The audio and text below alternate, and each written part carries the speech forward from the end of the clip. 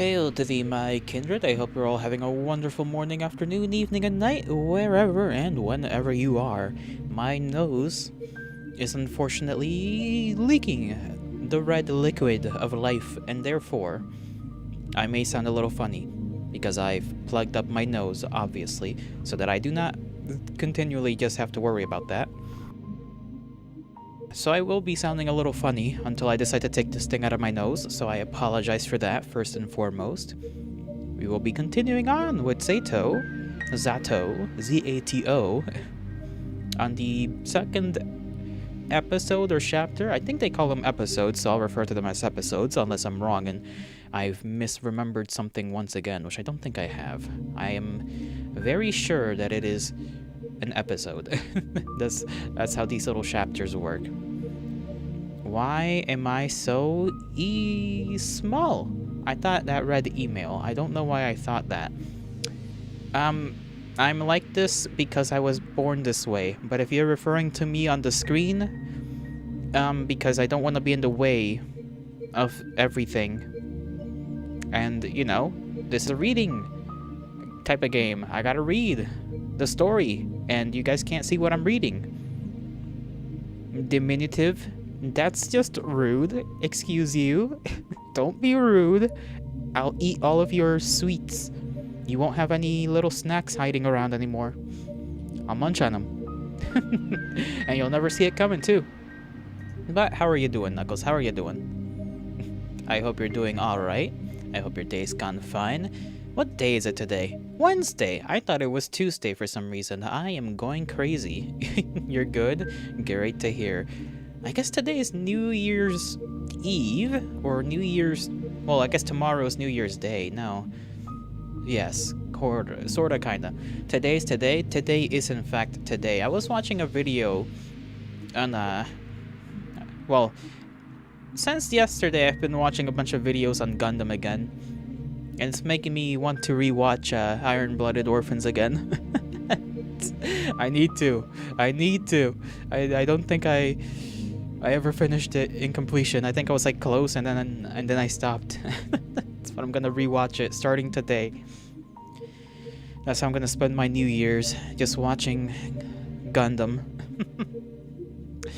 Anyhow, let's see. Let's make sure yes, I did save. Good. We left off starting the new episode, and we are inside of a cafe. The inside of the Zvezdoshka cafe is warm. It looked that way whenever I walked past its huge glass windows. The whole interior basked in golden light. I did feel tempted to enter a couple of times. Man, I still remember, I think the last episode, we basically got the reasoning as to why our character is not obsessed. Obsessed is the wrong word. Into, considering, thinks about the other character. We had a lot of, I'm not gonna call it exposition, but a lot of scenes, reasons that very much explained that. Whenever I saw my classmates there and realized they'd see me sitting at the table all alone, I just kept walking. You've really never been here before? Alright, we were dragged here by Marina. Mm-hmm. Whoa. Well, there's a first time for everything. Yeah, you gotta try their bird's milk souffle. Bird's milk souffle. What in the world is bird's milk? It better not involve bird's milk, because first of all, I don't know how you'd milk a bird considering they don't produce milk. So good. Alright. I think my mom brought something home from this cafe a couple of times. Eclairs, Madovic, some other sweets. I don't remember much, but they must have been good. I always buy my own treats at the store. They're cheap and tasty. Yeah, cheaper than these for sure. Yeah, cafes be like, $20 for a sandwich. and $10 more for a coffee of very standard quality. I do not have beef with any cafes, I promise. Oh, you got something else. I like Kartoshka more. Why didn't you recommend it then? They only had one left. Seriously? Hey, don't misunderstand.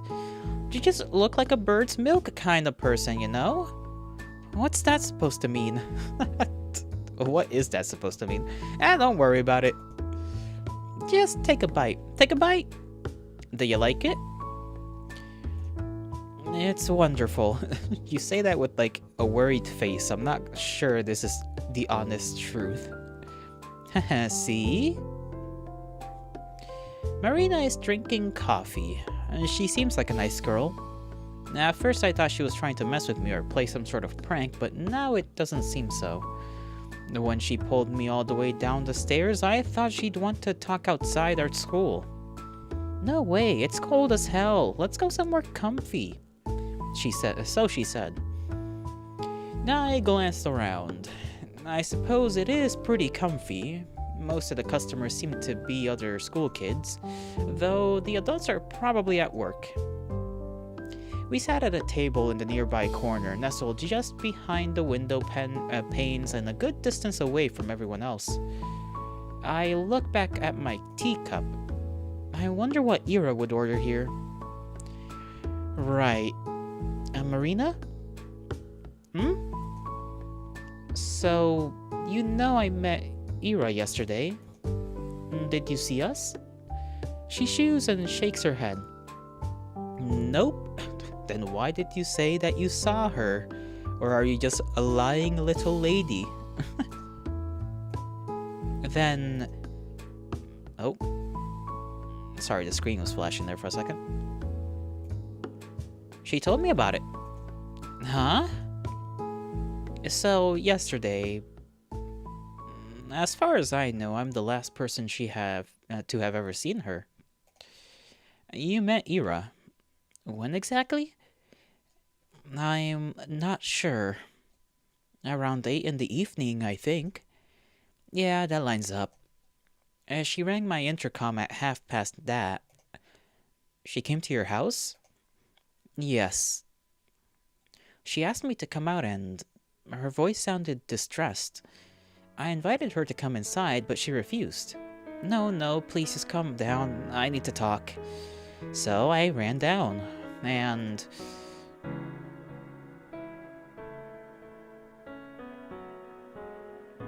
She looked so shaken. Screenshot.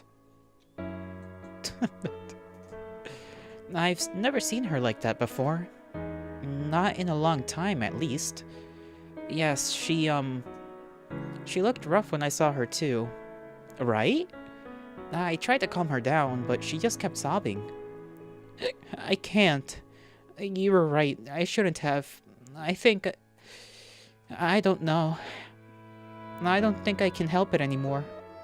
I don't want to go. It's okay. It's okay. You won't go. Ira, you won't go. No, I know. There's no more time left. That's it. I'm out, Marina. Don't say that. We can fix this. You can still... No. I can't. Nobody can. Sniff. I try to make a sniffing sound. I'm not even sure if it could be heard. And the paper in my nose would make it a little hard to do that noise anyhow. I can't even write anymore. I can't write anything. Ira. I held her while she stood there weeping. I kept saying the same stuff.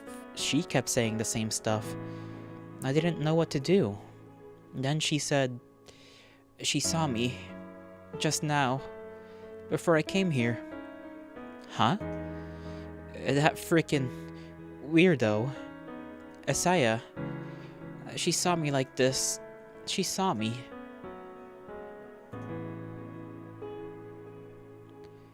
Weirdo. Her words, not mine. She laughs. Don't take it personally. You know how Ira is.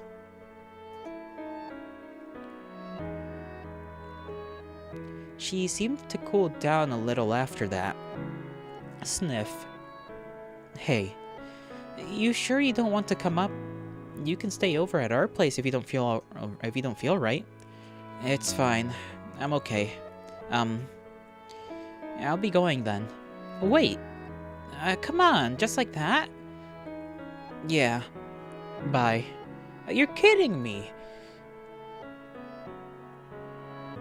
And then she left. You didn't try to stop her? Eh? I mean, I can't, like, restrain her. And hey, I could ask you the same thing. You didn't hold her down with hands behind her back, did ya? No, I didn't. Silly. I did just watch her walk away, didn't I? Yes, you did. But judging by Marina's story, it looks like these two really were friends. What did she say again? She hasn't seen Ira like that in a while? So she's been in a similar state before. And now she's all messed up. Not because she'll be forced to leave? So, why can't we tell anyone about this? Well, how much do you know about Ira's family? Admittedly, not much. Didn't think so. I know they've had some issues because of, Ira's behavior. They say she'll be expelled and sent away after this quarter. That's about it. Well, you're not far off. Her parents have been catching lots of flack. Yes. But I still don't really understand it. What do you mean? I mean, even if they're getting criticized, sending Ira away, it just feels like they're giving up on her. Well, what do you suggest they do? Huh? We only have one school. If Ira gets expelled, she has to study somewhere. That's true. But it feels wrong. There must be other options. I guess some people learn at home. But I'm pretty sure you gotta be disabled to get approved for that. And who's gonna teach her? Her dad works at the institute, her mom's a nurse. No one has time for that. Oh wait, I thought her mom was... I don't like it either. But I can see where they're coming from. I look down at the cake I've been aimlessly picking at. She's right. I was so quick to cast a normal judgment. Did I expect their whole family to move just because of Ira's poor attendance? Did I expect them to come begging on their knees for the board to keep her enrolled? It's just so childish. I understand, but what does this have to do with keeping silent? Do you know Ira has a little brother? Huh? A little brother? We had not a single clue about that. I had no clue. She does. His name's Tolik. A funny kid. I really had no idea. That's okay. You see, it's true. Ira's parents haven't had it easy. But Tolik's got it so much worse. You know how when adults are cruel, they try to be subtle about it? Kids don't. Yeah, kids can be a little... well, in need of a good smack across the head, let's put it that way. It's not so bad when you're in kindergarten. Sure, some kids won't play with you because their mommy told them not to, but they're still too small to really get it. It sucks, but it's not the end of the world.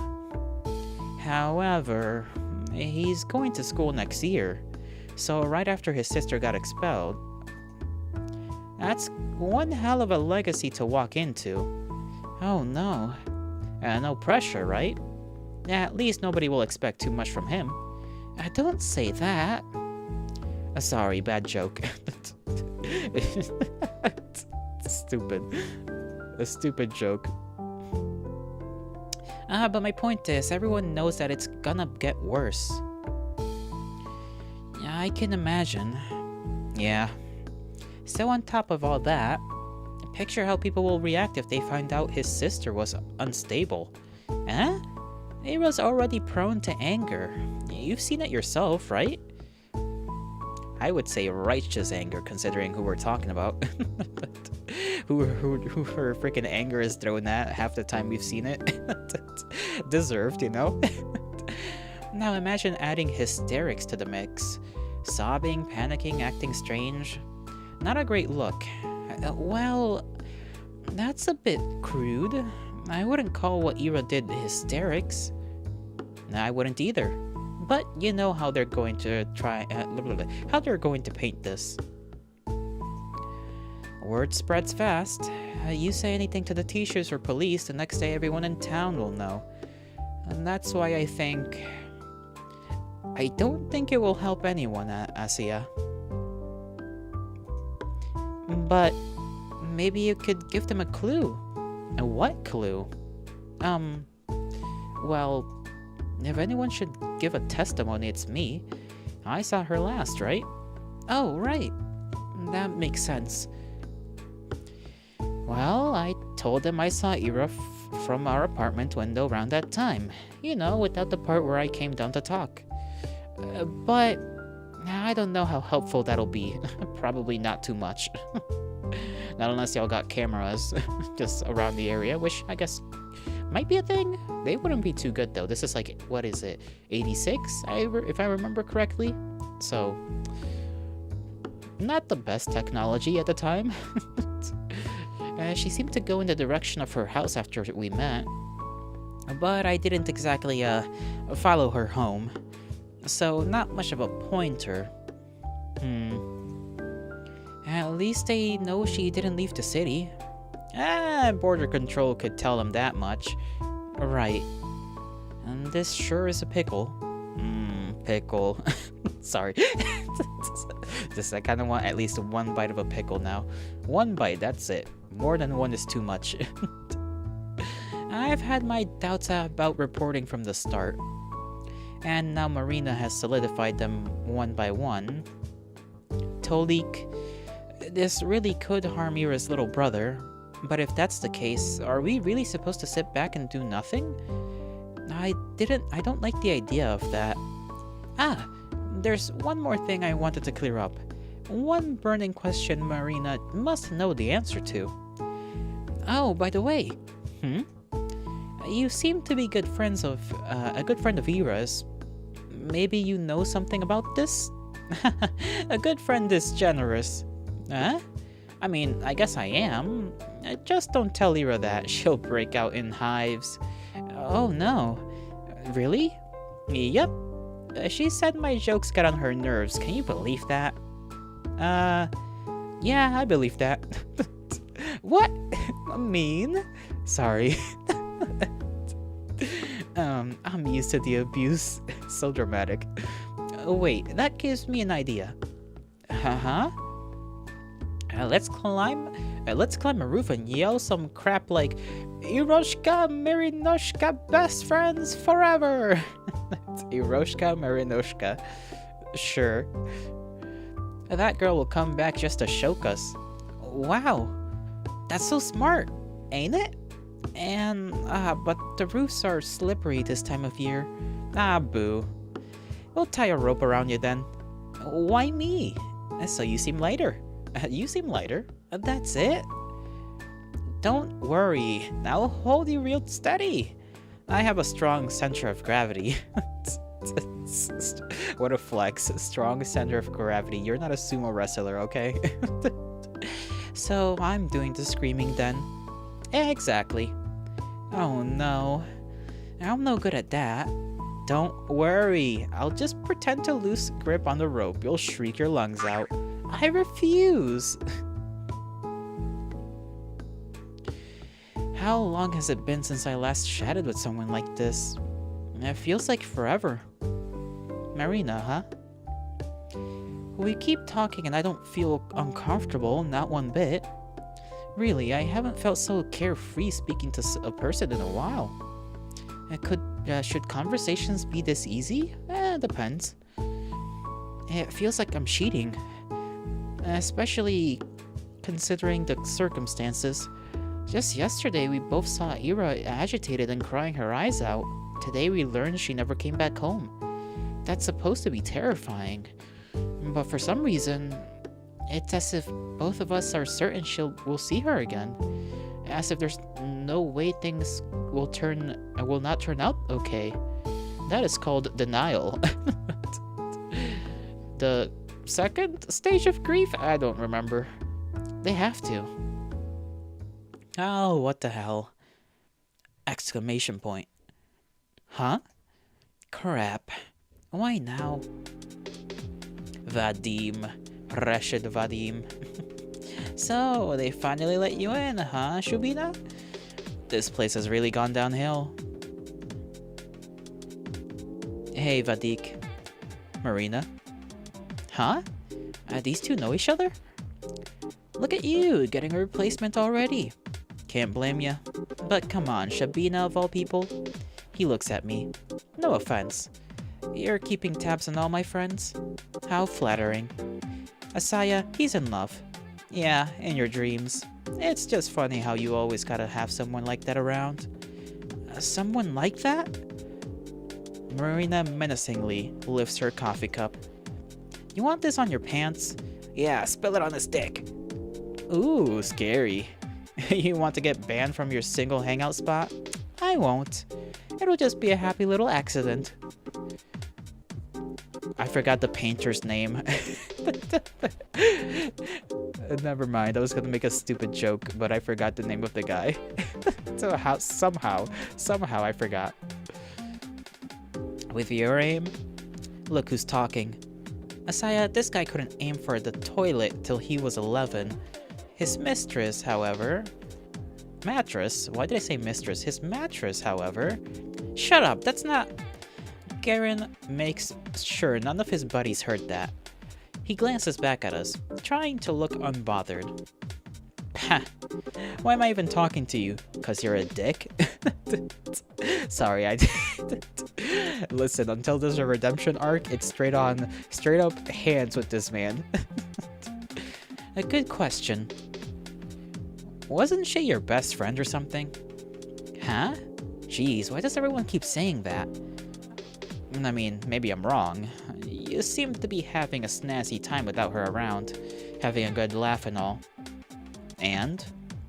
You were joking about it too. Huh? In class, you laughed when they declared Ira was missing. Well, she ain't my friend, is she? That bitch attacked me. That's not the point. You don't think she's really missing? I don't give a damn. And you don't really seem to either. Why should anyone? You're exhausting. Don't worry, the feeling's mutual. Well, whatever. I just came in to check if it's really Shubina over here. Though I was hallucinating for a second. So what? They let you in? They let you out in public now? Must be a big day for you. Having fun? She was before you showed up. 1, not talking to you. 2, learn to take a joke. Whatever. My boys are waiting for me. Ciao, ladies. Enjoy your evening. Why, thank you. With a sneering grin, Garen strolls back to his friends group. What the heck was that? I don't know. The guy just can't mind his damn business. I guess I shouldn't be surprised at running into him. Other kids hang out at the cafe all the time. Even so, it's like a bucket of cold water just got splashed over my head. Jeez, can you believe this? Yeah, I didn't expect that. No, seriously. How can a man be so catty? That's so catty. That is, I don't think I've ever read a sentence like that. How can a man be so catty? How can he? Never thought about it. It's just pathetic. She glares at the table of schoolboys from across the room. Do you two know each other? Yeah. We played together as kids. Oh. It's a boring story. We got along when we were little. Then I grew into a normal person and he grew into a jerk. Yeah, that seems like it. So we stopped talking. The end. I suppose that happens a lot. Yup. Well, I'm not exactly sad about it. It's like bye-bye, don't let the door hit you on the way out. Speaking of which, wanna head out? No fun sitting here with those losers stinking up the place. Yes. Let's go. There I go. I think I switched up voices for Asaya again. That will continue happening. The voices for every single character I read, the lines of will change. And there's nothing I can do about it. The cold immediately stings our noses as we step outside. The sky is just as dark as it was when we went in an hour ago. It's a deep violet, one of my favorites. Marina huffs and grumpily pulls up her scarf. That's a cute coat. Man, I wish we had more cafeterias or something. Well, there's the pub. You can't go to the pub. The pub. I guess we could get in. I've been told I look mature for my age. Okay? Is she seriously considering it? Also, who told you that? That's the same question. I had the same question. If you want to sit somewhere, we can go to the, library. Why is she saying it so quietly? I realized how lame of a suggestion that was halfway through the sentence. Gah. And here I thought I was doing alright. Library? Huh. Never thought of that. Yeah, and you wouldn't see those jerks over there either, probably, I think, unless they had something to do there. Well, it's rather nice if you just want to, be at peace for a bit. Whoa. At peace? Peace and quiet's important, yeah. Self-reflection. Meditation. I like her contemplative face, it's goofy.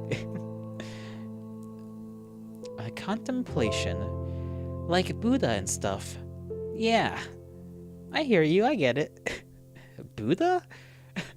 Sounds great. I'll try it sometime. Thanks.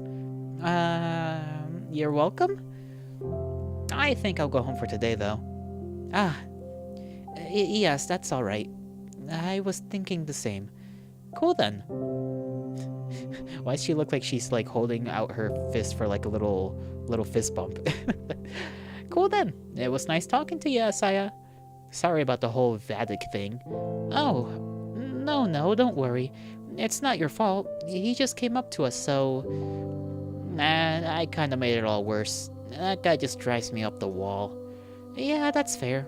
I guess Ira and I have that in common. Did she really throw a freaking chair at him? Yes, she did. Hey. I'm sure she's fine. You sure? Yeah. This probably sounds silly, but it's like I believe in her. No way she would just go and disappear like that. I think I get what you mean. Ira's really tough. Exactly. She's not going down that easy, yeah? Yeah. Well, I'll be going then. See you around, Asuka. Bye-bye. See you. Marina energetically waves her mitten at me and runs off down the road. I wave back before going my own way. I shoot a parting glance at the cafe. There is the table occupied by Garen's friends, and ours is... I never paid attention to it, but the table we sat at is half obscured if you look at it from the outside. At this angle, only Marina's back would be visible to passerbys. If she usually sits there, then Ira might have sat at this cafe as well. It would make sense with Garen's comment too. A replacement. She must have only gone there when Marina dragged her in. And they sat in the same spot that made Ira invisible to anyone on the outside. I wonder if that was intentional. I should ask Marina about it. And also about what kinds of sweet Ira liked. And whether she preferred coffee or tea. That's a good question, actually. Yeah, I can't wait for Ira to come back. Alright, I'm gonna see if I can safely unplug my nose. Alright, let me get my... Oh! 1 second. Let me get some... I got a bunch of, like, toilet paper here just in case something happens, you know? In case the liquids continue to run. It is unpleasant, but such are the consequences of having a dusty, dry room in the middle of winter. I'll drink some water, though, as well. That should help, well, it's warm, so... in theory... should help up, you know, the steam and whatnot. Help make my nose less, dry. It feels not bleedy. Although I guess I shouldn't really mess around with it too much.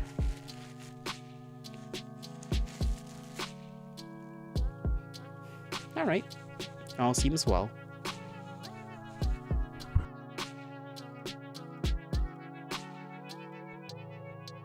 Let me get a sippy of water.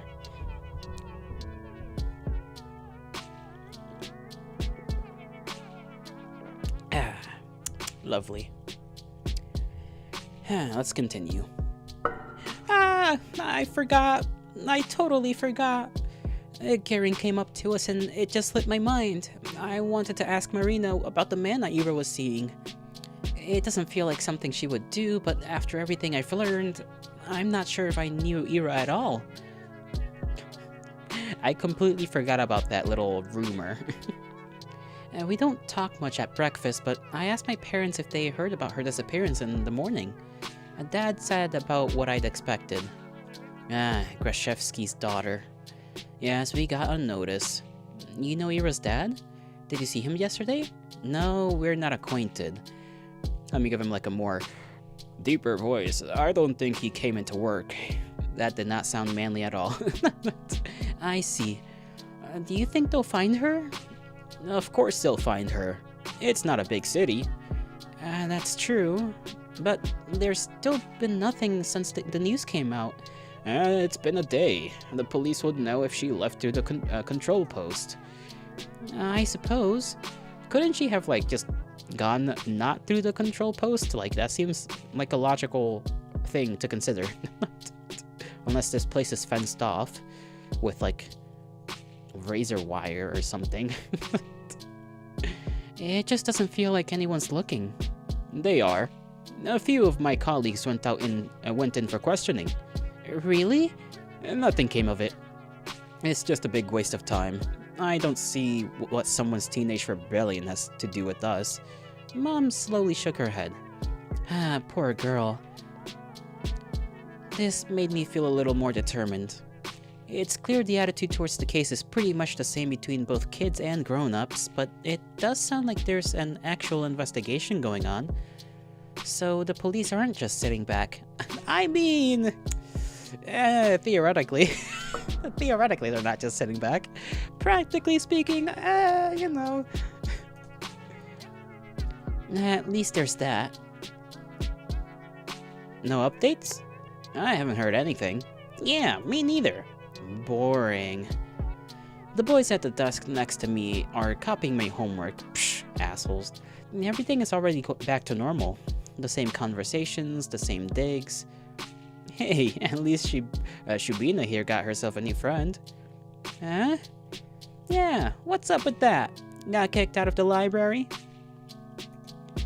I can't go to the cafe. I can't go to a cafe now? Look who's getting sassy. We're only curious, you know. It's rare to see you crawl outside your little cave. And what of it? We're just so proud of you putting yourself out there and all. Wanna hang out with us while you're at it? Man, what are you doing? What? It could be fun. No, it couldn't. Shubina, don't listen to him. Well, how about it? Come on. You're probably all sad after your Iroshka went MIA. You gotta cheer up a little. She's fine, leave her be. Yeah, we can all go to the movies or something, How's that sound? I don't... Jeez, he's just messing with ya. Vadim, drop it already. Dude, don't ruin it. She was about to agree. You're such an asshole. I wasn't going to. I sigh. It's always gonna be like this now, huh? Eva might come back soon, but once she's transferred, that's all I'll have to look forward to every day. Don't they get tired of this? It's always the same jokes. Although, it won't get any better if you keep doing this. It'll only get worse. Yeah, remember her words. Worse, huh? I'm trying to imagine what that'd be like. She talked about it as if I was being bullied, but that's not really the case, is it? I mean, yes it is. We've all seen Scarecrow. We know what actual bullying looks like. I don't know what Scarecrow is, but you know. I assume it's a movie. Nobody's hurting me or destroying my clothes. The worst I have to deal with is some tasteless jabs. If anything, I ought to grow a thicker skin. Why did I say it like that? My voice just kinda gave out. I imagine she meant the boys would get more cruel, but would they really? Don't guys riff on each other all the time? They all always call each other names and laugh about it, right? It's just the way their friendships work. So it's not fair to assume they're trying to make me feel bad, and if they aren't really trying to be mean, what reason would they have to be more cruel? All things considered, they've been treating me rather politely. I mean, I've never been called a dumbass or an asshole, so... I know it was a joke, but speaking hypothetically, would it really be so bad if I went somewhere with them? They might be a bit rude, but I'm also, well... I'm kind of a wuss, so no. What are you thinking? Huh? Did you forget? ...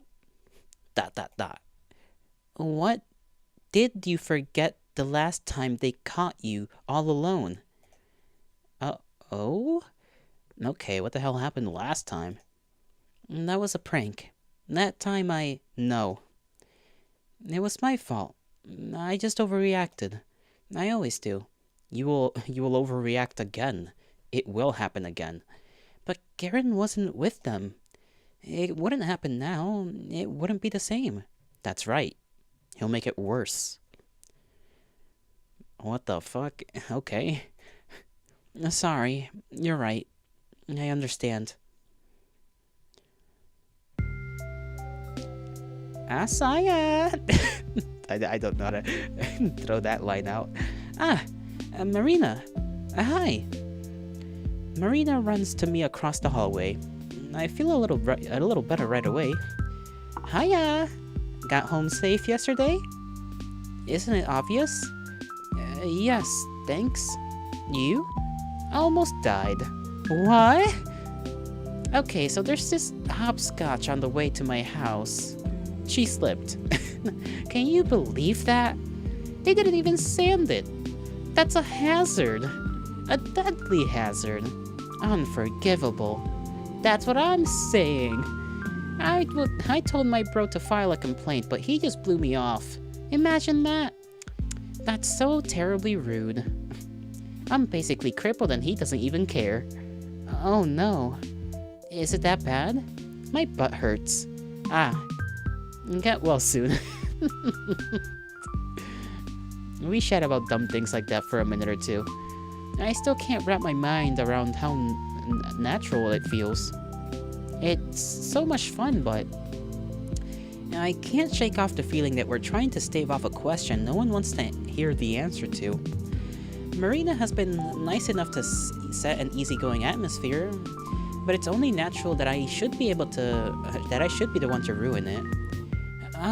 By the way, have you heard anything from Ira yet? If Marina were a dog, her ears would droop. The word was droop, not drop. And no. You? No. We never had each other's contacts. I see. I should have figured. I doubt she'd call me even if she had my number. Marina was the person Ira went to. If she did get in touch with anyone, it would have been her. Her or... actually, I wanted to ask you about something. Oh? What is it? Sorry about that. Holy moly. I look around. The hall is rather crowded, more than I would like. I'm not sure it's a good place to discuss this. Marina seems to understand what's on my mind. Hey, how about we talk about it after school? You don't have any plans, right? I'm free, so yes, that would be great. Sweet. I got 5 lessons, so meet me right after. Alright. Later then. I gotta get back to my friends. Okay, see you. She turns to the group of girls on the other side of the hallway. So Marina's pretty popular. Well, duh. She's a really outgoing person. She seems like the type that can get along with just about anybody. I'm just not used to people like that paying attention to me. It doesn't feel real. Well, believe it. As if it's breaking some sort of unspoken rule. As if it's yet another way the universe has allowed me to cheat. The universe be like, friends be upon ye. The school day passes slowly. The boys don't talk to me after our short morning exchange. That's good. Icky boys. Stupid icky. The room felt like it was buzzing with gossip only yesterday, but everyone seems to have already lost interest. What more is there to say? I figure that's how it works when someone you don't exactly care for leaves the picture. If Ira had never stood up for me, I'd probably feel the same. The Russian lesson drags on and on. They called me to blackboard last time, to the blackboard last time, so I should be safe today. My thoughts drift to a different place, and my eyes wander. The windows. Thin frost engravings have begun appearing on the glass. Later than I expected. Maybe the humidity levels haven't been right. And they always draw it swirly in cartoons. I wonder why. Why do you think? Just because it's easy. And the frost I tend to see is nothing like that. It looks a lot more like an imprint of prickly pine or a clear surface shattered into fractals. A maze of edges expanding and folding over one another. It forces you to focus and unfocus. It pulls you in like a kaleidoscope. It makes it so that you look at it, into it, and through it. Into the same repeating pattern of white barbs, an ornament of needles upon needles upon needles upon needles upon needles upon needles upon needles. I like how the background is just the same image but just kind of shaky. That's kind of cool. A glass that's shattered without being broken. An edge without a piercing point. I think I've seen something like that before. Right. It's just like that time. Oh, there's more of it going on. And the pattern manifests itself in jagged lines. It draws closer and closer. It invites me in. I almost understood something back then. I almost realized something very good and important. I wasn't in the right state at the time. But maybe now, maybe that's why I'm seeing it. Maybe it's time. If I just look closer, strain my vision. And the concentration of sharp edges is so dense, my head and skin and eyes begin to sting. Is there a form? A shape? A sign? A number? No. It's not enough. If only I... No, it's too much. Too bright, too beautiful. It's so overwhelming, my eyes blur. It's so beautiful I might cry. It's too much, it's too much, it's too much, it's too much, it's too much, it's too much, it's too much, it's too much, it's too much. A bird flies past the window. I look around. Everyone is quietly writing in their notebooks. Did anyone hear that? Did anyone see... My eyes snap back to the frost-covered window.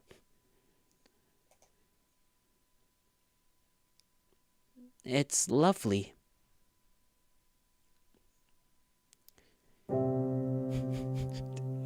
She stared a little too hard, it seems, and she like locked in for a second there. The snow is falling lightly on the yard. The long gray clouds glide placidly across the tundra. I stand by the main entrance and wait for Marina to show up. She should be free at the same time as I, so why isn't she here yet? I don't know, talking to friends probably, saying their goodbyes. It's been a couple minutes. A thought occurs, or rather an unpleasant memory. The letter prank from many weeks ago. Could she have... No, that can't be it. Marina isn't like that. I walk down the steps. She might have thought we were meeting in a different spot. It's not like either of us specified we'd be at the school gate. It must be an understanding. Maybe she had PE and used the back exit? I'll scout the perimeter just in case. The snow around the yard is deep and somewhat bothersome to trudge through. Because of that, when you see someone go behind the school, you know they're either doing sports or trying to smoke without being noticed. I don't believe Marina smokes, though. No? I hear soft voices coming from behind the gym. Aha! Marina's class must be getting off out of PE. I knew it. Maybe I can catch her there. Don't mess with me. Stop playing fucking dumb. Quiet, damn it. I told you I don't know. I'm sorry. What? You know what's going on, don't you? Think I forgot? He's been saying random shit. Staring at nothing. Mom's getting real worried and... You know this, right? Right? The boy's voice is so shaky. It takes a moment to recognize him as Garen. Wait, Garen? This anxious? You had this. Marina. Vadik, I'm begging you. Please. Please. I don't know what to do. I'm sorry. I don't know. I wish I did, but you got better. Listen, don't give me that. I have a pair of eyes, alright? I know you're not the same or whatever, I get it, but you're functional. So I need to ask you, please, Thud. What? Crud. I wanted to back off and all sneaky like. Man, did that backfire? Why did I have to slip? Asaya? You. Uh-oh. Before I know it, Garen pulls me up by the front of my coat. Screenshot. I'm gonna say that every time I see one of these. Before I know it, Garen pulls me up by the front of my coat. You little bitch. Think you can eavesdrop on people now, huh? I didn't. Hey, let her go. She was listening in on us. No, I said let her go. He grimaces but loosens his grip slightly. So, Shubina, I was waiting for Marina. We were supposed to meet up after school. That's right, we were. Though, I thought we'd meet by the gate. You weren't coming, so I thought I'd look for you. And when I crossed the corner here, I slipped and fell. Oh, jeez. Are you okay? Yes, I think so. So what? You're saying you didn't hear shit? No, nothing. Yeah, right. You suck at lying, Shubina. I'm not. Damn it, Vadik. Drop it already. Whatever. Sure. What? He almost throws me to the side. God damn. Relax. Marina, she runs up and saves me from yet another humiliating fall. Piece of shit. I don't believe you for a second. Try and blabber about this to anyone. See where it gets you. Watch your tone. She's got nothing to do with it.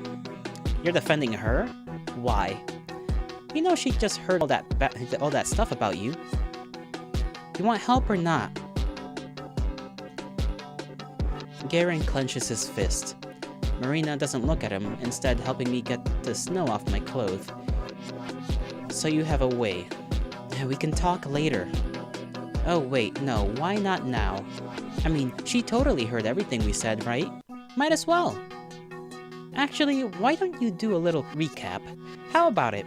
Come on, go ahead. Huh. Think you're being clever? This'll come to bite you in the this'll come to bite you in the ass, Marina. Sorry about my reading. I sometimes go brain dead for half a second. Yeah, I think I've had enough of you today. Asaya, let's go. She grabs me by the arm and pulls in the direction of the schoolyard. Does she just like dragging people around? Hey, Marina! You know where to find me. Marina doesn't turn around to see Garen's barely hidden pained expression. He glares at me. For some reason, it doesn't scare me at all.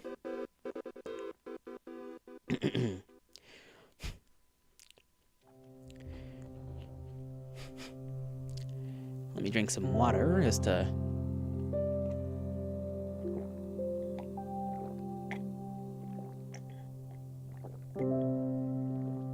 I'm thinking it's because I got a little bit of a snot in the back of my nose. I think that's why my reading, sometimes I interrupt myself. I blabber on like that. Before long, we're out in the street. Marina runs her hand across her face with a frustrated groan. What a mess. Sorry you got dragged into that, Asuka. No, I'm alright. I should be the one apologizing. Man, I knew I should have brushed him off. That jerk came up to me and said he needed to ask something real quick. Really? Mm-hmm. I thought, well, if it's only for a minute. Worst mistake of my life. I'm sorry. Maybe if I came faster... cut it out. That's what I get for entertaining him. So, how much did you actually hear? Huh? It's like I told you. I didn't catch anything, I just slipped. Really? You can be honest, I won't bite. No, I'm serious. I only heard some muffled voices. I didn't know it was you. Okay. That's cool then. So, is everything fine? He was in a really bad mood. No kidding. It's been a while since I last saw this guy so cranky. I'm all good though. If you say so. Please be safe. Tell that to Vadik. That squirt better watch out. Yeah, you're gonna throw hands with him. Ha ha! The good old 1-2. She proudly slaps her bicep. I've been going to the gym. I've held weights. 10 kilo deadlift. 10 kilo. I don't know how much that is. Knuckles, if you're there, translate. That bum doesn't know who he's messing with. How many gallons of milk is 10 kilos? Translate in anything. In anything except kilos. Whoa. I'll let him know. Marina's voice sounds so carefree. Does she really believe me? If Garen's right about one thing, it's that I'm just no good at lying. But you know what? That doesn't matter. Marina would be happiest if I forgot about it all, so that's what I'll do. And then my lie will circle back to being true. Bet you didn't think of that, huh? Okay. Her logic's a little goofy, but you know. Anyways, I'm hungry as hell. You wanna grab a bite? We can go hang at Z.A.T.O again. Z.A.T.O's nice, but I don't have that much allowance left. Oh, I hear ya. Wait, don't tell me I made you empty your pocket yesterday. I didn't know you were running short. No, don't worry. I'm glad we went. I've been looking for an excuse to eat there anyway. We could get something from the store this time, if you don't mind. Sure thing. I was just thinking, wow, it's perfect walking weather. It really is. Look at these two. Fast friends. Fastest friends in the West. In the West? Why in the West, of all places? I don't know. I'm just saying random stuff. We leisurely made our way down the street, chatting about this and that. I'm double checking to make sure I left my my chat at all messages so that I don't miss anybody over on the blue on the red place. Why did I say blue? Turns out Marina goes to the cafe several times a week with different people. Classmate A on Monday, classmate B and C on Wednesday, classmates D, E, and F on Friday, and so on. Sounds fun in theory, but I'd probably die if I had to live like that. That sounds like a lot of money. Damn, Marina, you loaded? Haha, it's not that bad. If I really don't want to go, I don't. Still, it must cost you quite a lot. Yeah, I guess. I got plenty of allowance, so it's whatever. Oh, I see. That's nice then. It's good when parents are so understanding. Though I wasn't really talking about money. Ha! I wouldn't know. I live with my big brother. He doesn't care as long as I don't bother him. And I don't bother him as long as I have cash. What a sibling relationship. Give me money now. Man. Oh, brother. Must be hard for Big Bro to get a girl, you know, with how much money he has to give to his sister. And I don't bother him as long as I have cash. It's like we have a contract. Oh, wow. That's pretty cool. You think? Yes. I mean, it sounds fun living with your sibling. And you get to eat treats at the cafe all the time. Not all the time. You think with that I'm some sort of sugar addict? So that's where you get all that energy. Now listen here. I'm joking. No, I'm serious though. I don't just stuff my face there every day. We go to the movies pretty often. You know, at the community center. You could tag along sometime if you want. You mean it? Of course. The more the merrier. Though I don't know when we'll get any new films over here. Oh, I heard they're bringing in an American flick next week. We have to go. Really? I'd love to. Then it's settled. Yay, movie. The whole time Marina and I are browsing through the aisles of the department store, I can't get this invitation out of my head. We'll go to the movies. To a Hollywood film, no less. I'm so happy it's Saturday. A new week can't come soon enough. Isn't that funny? I got the same kind of invite just earlier this morning.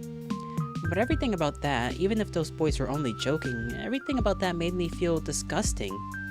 Funny that, girls, cause you know they're messing with you, even if you don't. Well, if you're not willing to accept it, I guess. I don't really know. Her mind space is a little odd. Just a little. Man, I can't wait to get out of here. The store? The city, dummy. Who? Really? What, you don't? Well, I like it here. I think it's very pretty. I can't argue with that. I just wish there was more to do, I guess.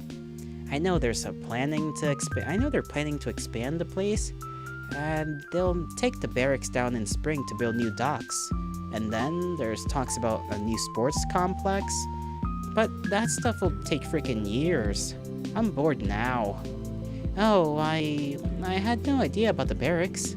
Really? You really live under a rock, don't you? It sure seems like it. Well, now you know. Point is, there's jack all to do here. And I can't wait until I'm done with school. Man, I feel that. Living in a place where there's absolutely fuck all to do? Yeah. It sucks. It sucks.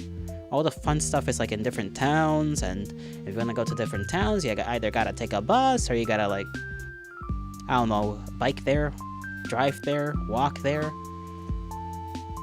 And then the few stuff that there is in your town is all kind of dilapidated, and you can tell that they're gonna take it down soon enough. All around, just not a good experience. Just a year and a half left. Do you know where do you know where you'll study already? No clue. Ah, I'll see where life takes me. My kind of person. same lifestyle decision. I'm a person of countless talents. Who knows which one will be my calling? Whoa, really? That's pretty amazing. I don't have that many skills, I think. Well, it's all about the mindset. I'll make bank anywhere if I just put my mind to it. Collecting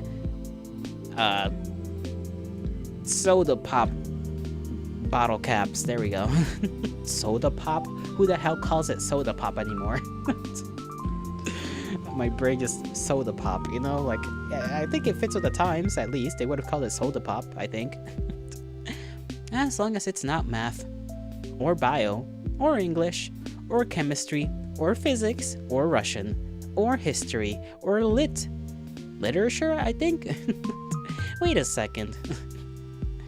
So, how about you? Got any plans yet? Well, I'm only good at writing essays, so probably something in the arts.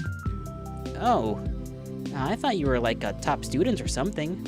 No, not at all. I do my homework, but when the teachers ask me something in front of the class, it's like my head goes empty. I don't do very well on tests either. That's surprising. You look pretty brainy. Thanks? No problem. Both of us end up getting fruit juice and sausage rolls. For a while, we walked down the main street and I listened to Marina tell me funny stories. I don't contribute much, but at least she seems to enjoy making me laugh. I probably come across as boring, and perhaps I'm way too easily impressed by mundane things. I look into her smile, and it's lovely, and I'm not sure I see anything behind it. But Marina is a very nice person. With nice people like that, it's hard to tell. Maybe she thinks I'm lame but doesn't realize it. Maybe she's stifling that feeling down out of the goodness of her heart. Maybe one day it will become too heavy, too unbearable, and that's when she'll explode at me for all the times I've acted strange or looked too ugly next to her. That day is getting closer with each passing minute. It's rapidly approaching and she's none the wiser. But that's fine. I know it's coming, so I will prepare. Until that day, I'll enjoy my time with Marina to the fullest. This small repose didn't come out of nowhere, I understand. Ira, who was supposed to be there until the tail end of December, went away. The same Ira that went as an answer to all my prayers. Bringing her to me probably cost the world a lot of effort. And when all of that effort was cut short, well, Garen called me a replacement at the cafe. Maybe that's true from his perspective, maybe even from Marina's. But from where I'm standing, Marina is the substitute for everything that Ira stood for. My hope, my shield, my happiness. It makes sense she appeared as soon as Ira vanished. In fact, it all lines up so perfectly. I'm surprised I didn't notice it right away.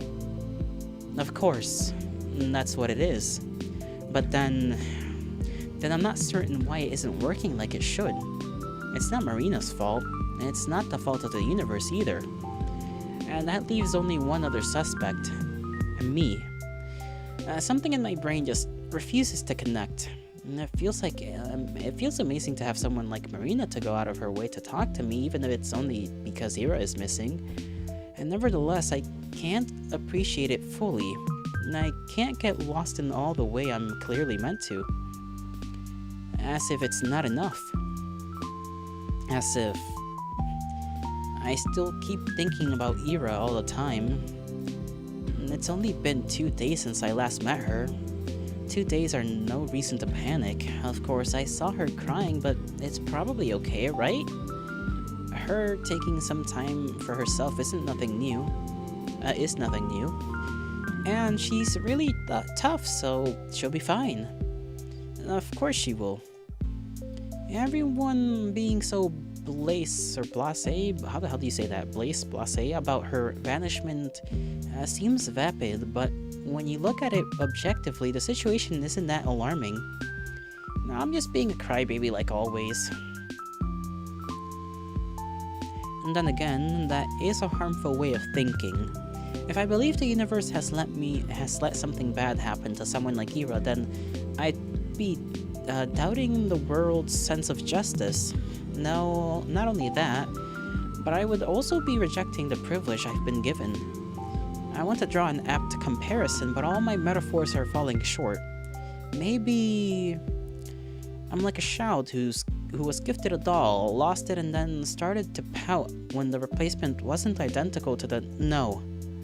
See, that's what happens. I start comparing wonderful people to toys. What's wrong with me? Even when trying to explain how ungrateful I'm being, I find the most despicable way to do so. I really don't know if I have a soul at all. Of course you do. Quit being silly. Are you okay? Marina looks at me expectantly, holding her hands up to the hot air steam. In our aimless strolling, we've reached the warm vents next to the back entrance of the research center.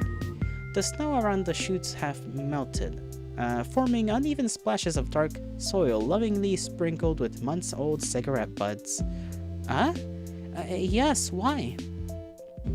And you look kinda down. If you're tired of my blabbering, you can just say so. I can get a bit carried away. No, I was listening, really. Yeah. I just figured you're too polite to tell me to shut up. I wouldn't. I like listening to you. Honest? Yes, honest. Your stories are fun.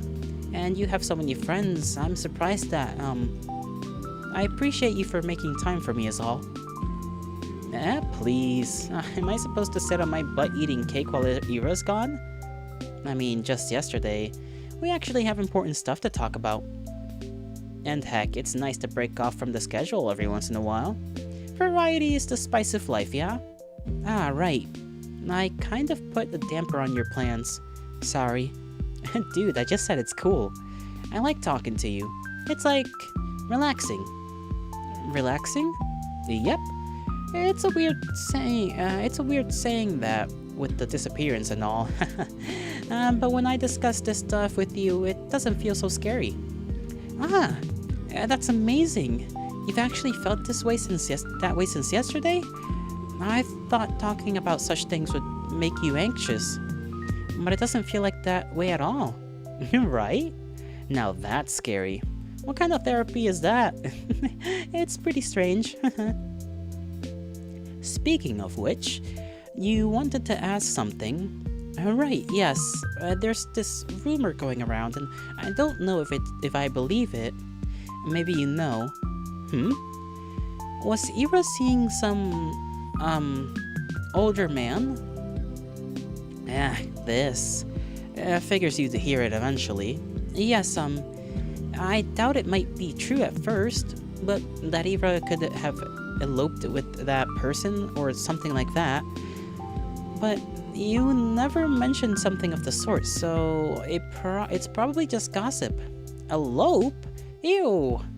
Ew? Why? I thought it sounded quite romantic. Romantic? The guy is like 35. Well, love has no age, right? Yuck! Don't go around saying stuff like that. It's dangerous. My face goes red. Did I really say something that embarrassing? Okay, well, I don't usually say anything when others bring this up. Like, if somebody asks me about it, I go, man, I've never seen her do anything like that. What a load of crap. But I think you'll understand. Huh? That's my brother. I was gonna say something. I was gonna say, is it your bro, Because that's the only relevant older guy that has been mentioned, I guess. At least older than her, and I would imagine adult since he's making money. One momentum, I need to check on something real quick. I'll be back real soon.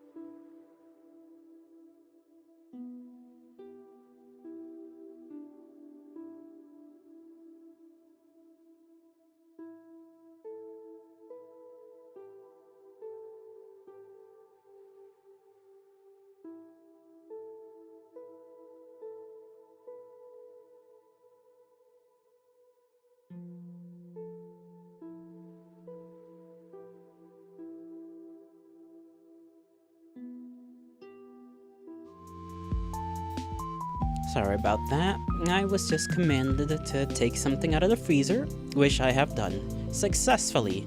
My hands are a little cold. That's okay. Alright, back to reading. That's my brother. Oh. Huh? That guy. The old guy. That's my bro. So Ira and your brother are... No, they're not like that at all. Gross. She sticks her tongue out as if she's about to gag. That bad? I would literally die. Oh no. But, what's going on then? If you don't mind telling me. It's fine. I think if anyone should know, it's you. Pine, hail to thee. Welcome, welcome. How do you do? Let me take this moment to drink some water.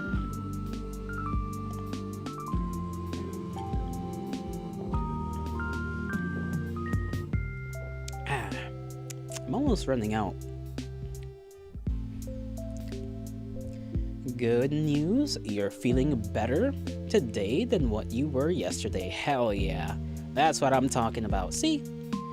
In good time, all goes well. I am glad to hear that. I am glad for that. May you continue feeling even better as the days go on until you are fully healed and ailments no longer decide to be in your body for no reason. Hopefully your day is going well as well. You're doing what you do. All things smoothly. It is a Wednesday, New Year's Eve. Tomorrow's New Year's Day. So if you have any little celebrations, I hope that's gonna go well for you too. I'm still not streaming today, though just for safe measures. Fair enough. It's fine. I think if anyone should know, it's you. Really? Yeah, I can trust you, right? You're not gonna run and tittle-tattle the first chance you get, yeah? Of course not. Not so. Anyways, we're about to get some integral lore, I think. My brother, Lev, he works in the labs, like the ones at the research complex. He's helping Ira. Helping? With what? I guess you could call it managing her stress. Huh? She has a kind of neurotic condition. Sometimes her head just goes haywire and there's nothing she can do. Lev says it's some brain chemistry stuff. I can't say anything more than that. Oh.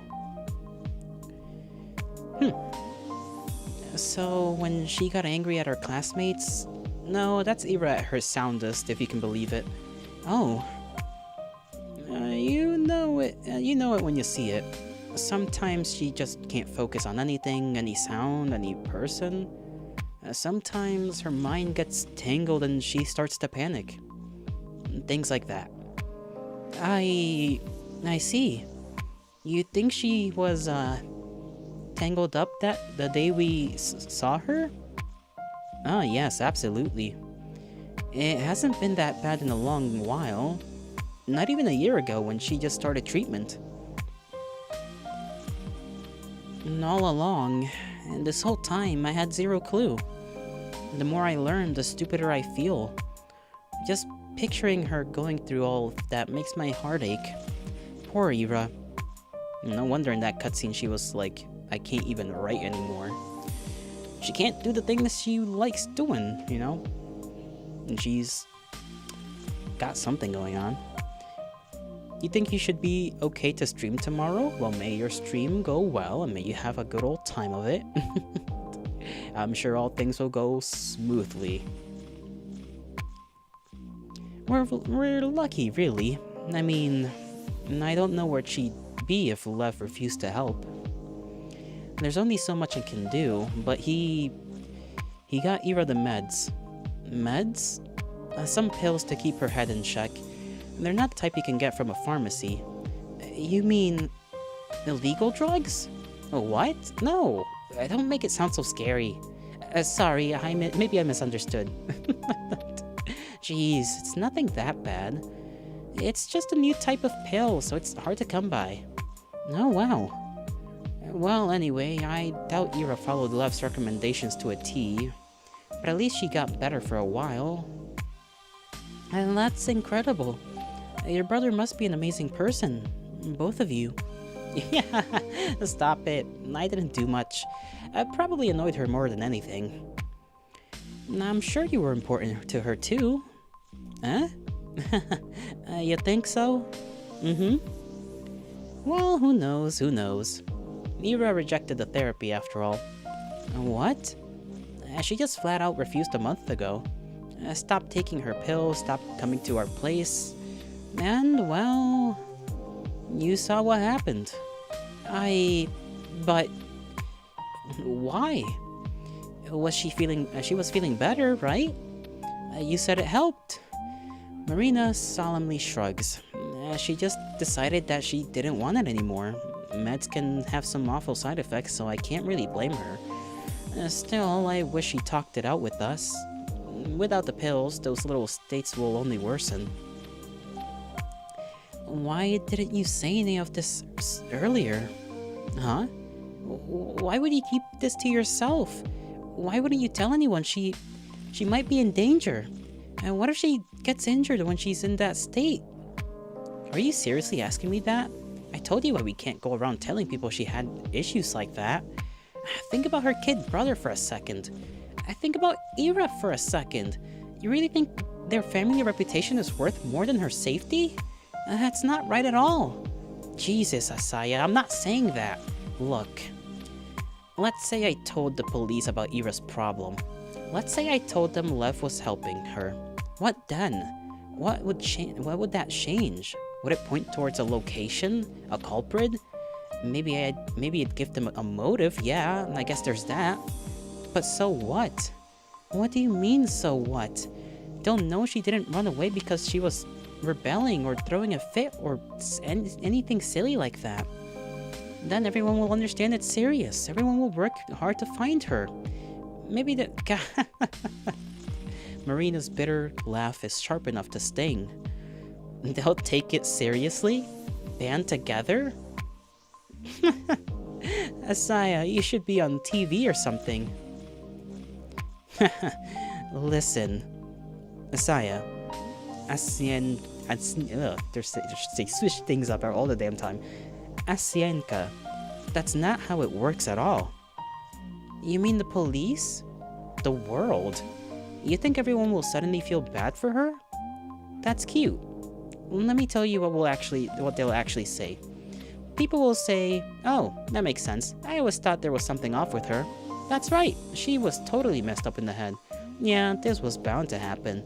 Sick people can just snap. It's sad, but what can you do? No point in looking now. Betting a 10 she killed herself in a ditch. Betting a 100 if she froze to death. Shut up! Don't say that. Stop lying to me. I'm not lying, damn it. That's how it's gonna go and you know it. They'll turn it into an excuse to gossip more. They'll turn it into an excuse to brush her off. Her life, her choices, her disappearance, everything. Even if Ira's really gone, everyone will remember her as that. She'll be the basket case that always had it coming. Does that have a nice ring to you? That's just not right. That can't be right. It's a hard pill to swallow. Marina, be mad at me all you want. I'm also... You have no idea how mad I am. But if I betray Ira's trust like that, I'd never live it down. I'd hate myself for the rest of my life.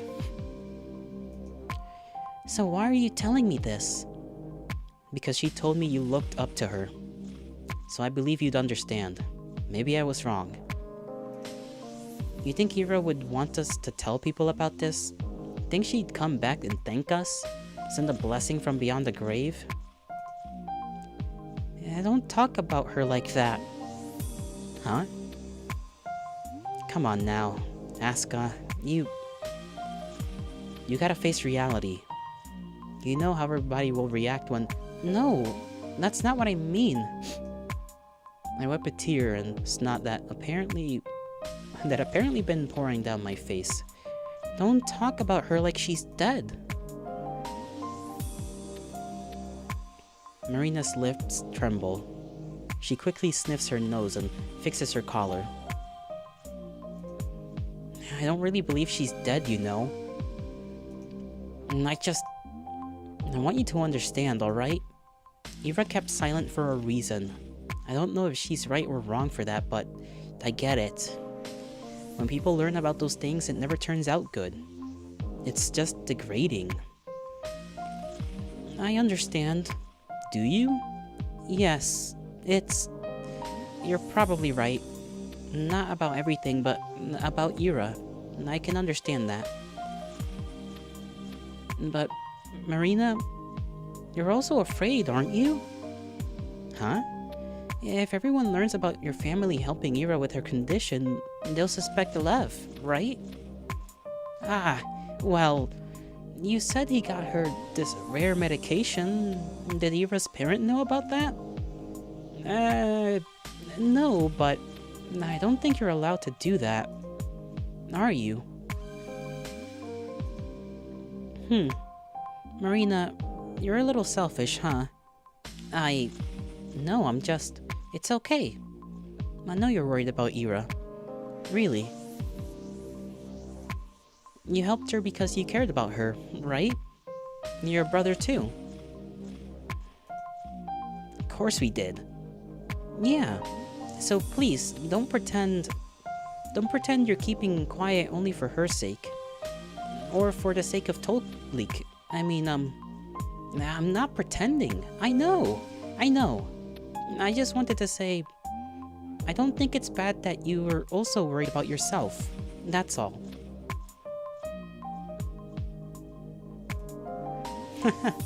Yeah, sure. Why not? I'm scared to get in trouble. There. You don't have to say it like that. What? I'm saying it. I'm putting it out there. I don't want to get in trouble. I don't want my brother to get in trouble. I don't want him to lose his job. Is that what you want to hear, Asya? Marina, please. I don't want to fight with you. Exclamation point.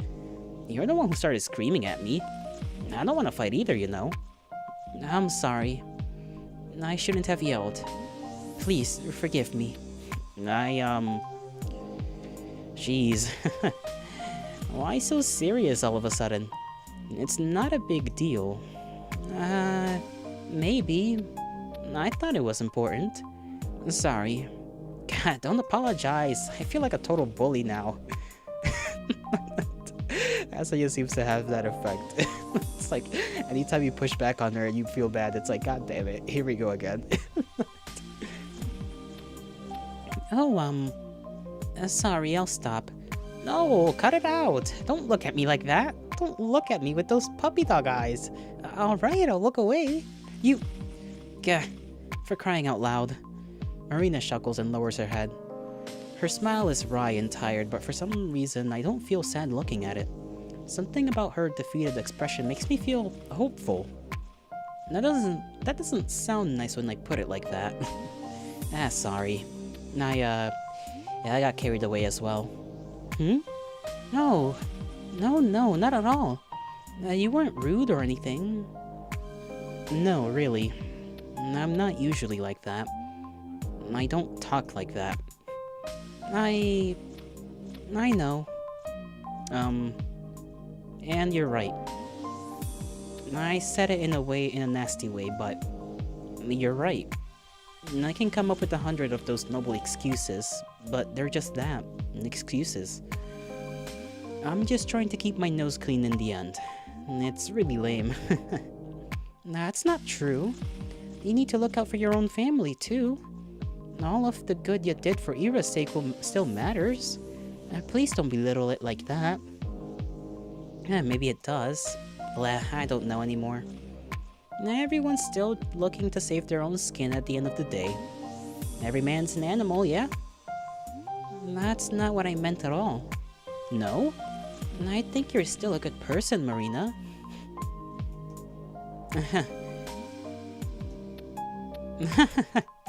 You're a funny girl, Asaya. What? Really, I don't know what to make of you. I don't know how it works, but I just want to trust you. How to explain? It kinda... It feels like you'd never judge a person. Really? Mm-hmm. At first, I thought you were, like, really innocent. Not dumb, but... maybe a little dumb. Sorry. I don't think that's really true, though. I don't think you're naive. You know, I can usually make an easy read on people. With you, though... well, maybe it's because I only met you yesterday. But you're really nice, Asaya. Nicer than I could ever hope to be. No, please don't say that. Nice is meaningless when applied to me. I'm not really charitable. I'm not really kind. I'm not really honest. I've been nothing but a hypocrite this whole conversation. But Marina says all these things so genuinely, I don't have the strength to shut them down. It's like that love letter, only the other way around. Her kind words aren't really true. This time I'm aware of that, while Marina herself has no idea. But that does that diminish the value of those words? No. Marina didn't choose to be wrong. Kindness can be misguided, but it still deserves appreciation. Real or not, it deserves gratitude. Thank you. I'm not sure if what I said counts as a compliment. And of course it does.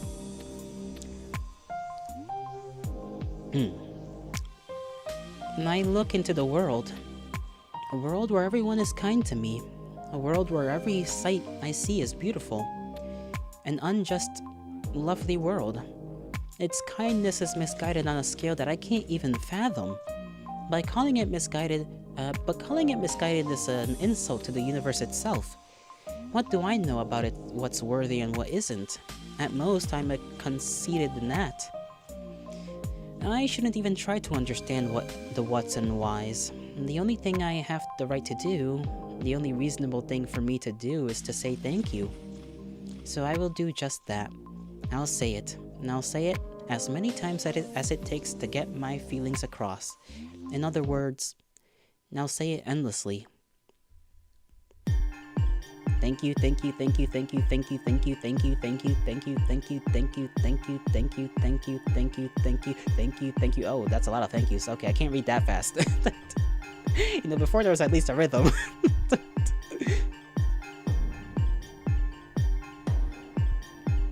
That's not enough.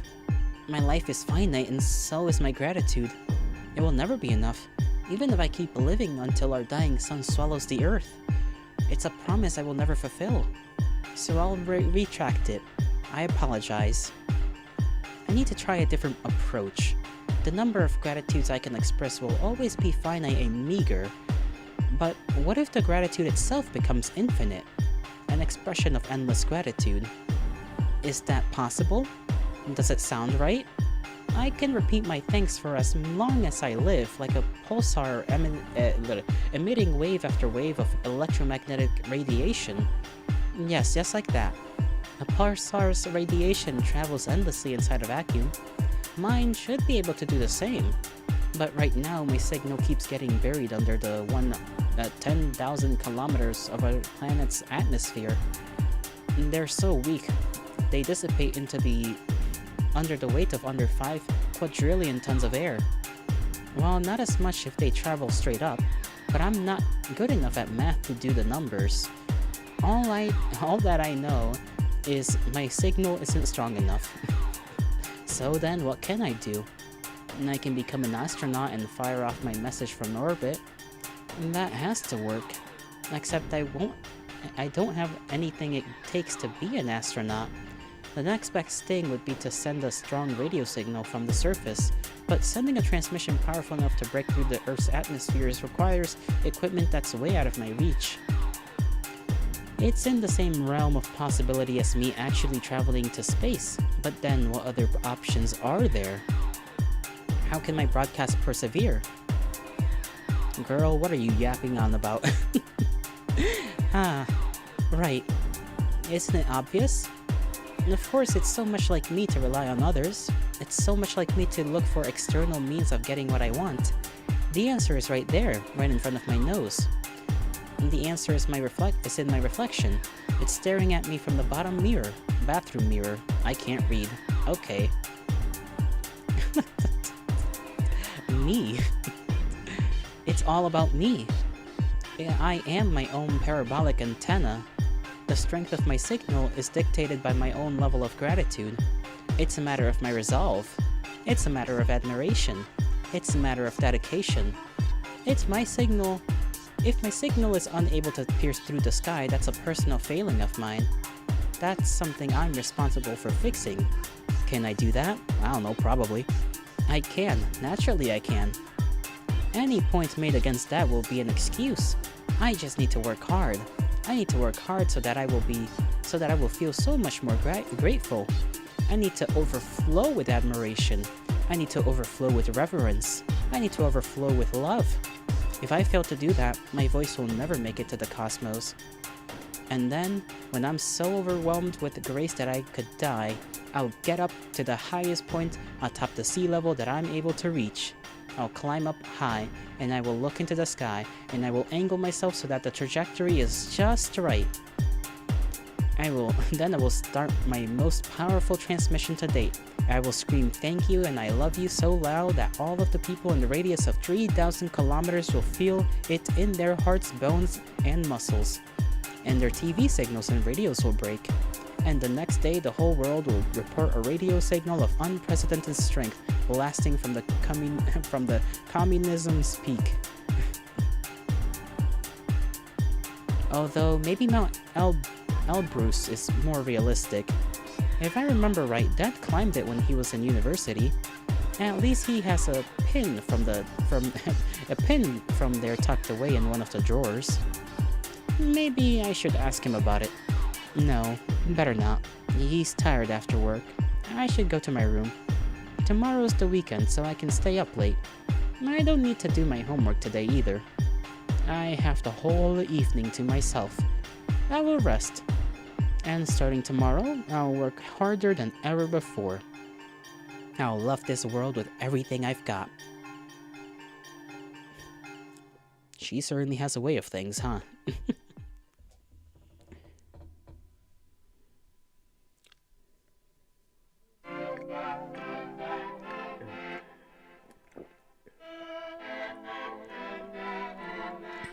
Oof. There goes the last of my water. And it was very cold. The world is as bright as a sunless day allows. The air is clear and soft despite the chord. Sorry, this like a song. It's like I'm kinda vibing with it.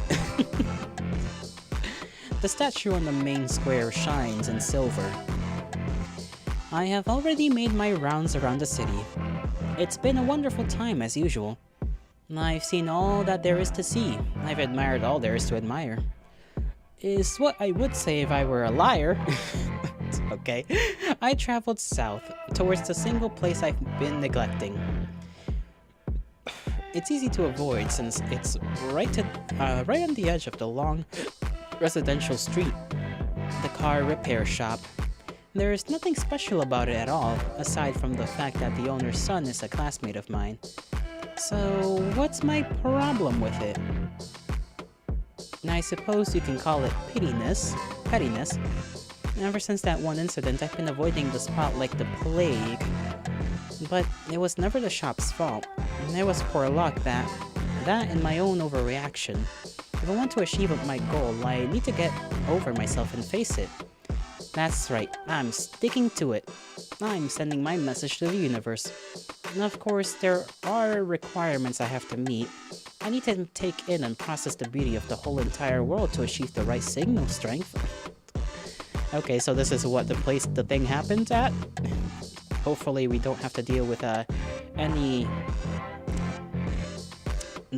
tasteless individuals. Let's call them that.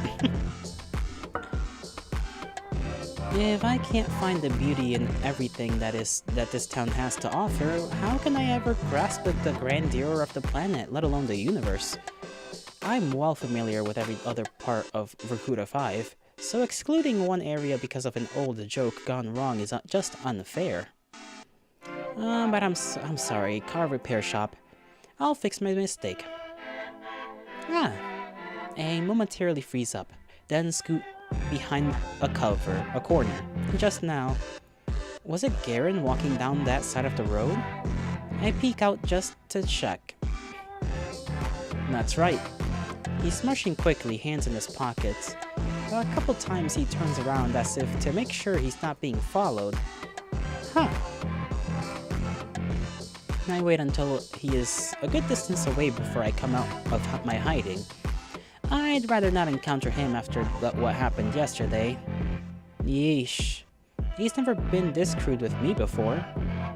I mean, there are plenty of people on the street, so maybe I'm being overly cautious, but better safe than sorry, right? I agree.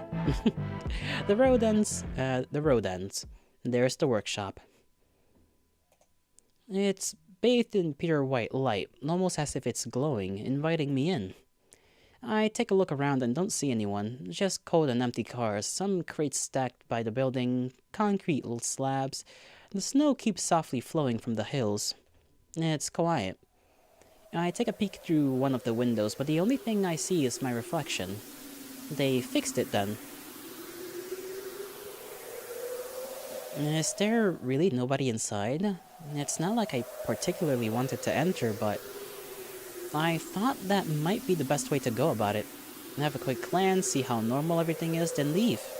Nice and simple. It looks like they are closed today, though. I was certain they worked on Sundays, too. I should just check the schedule at the door.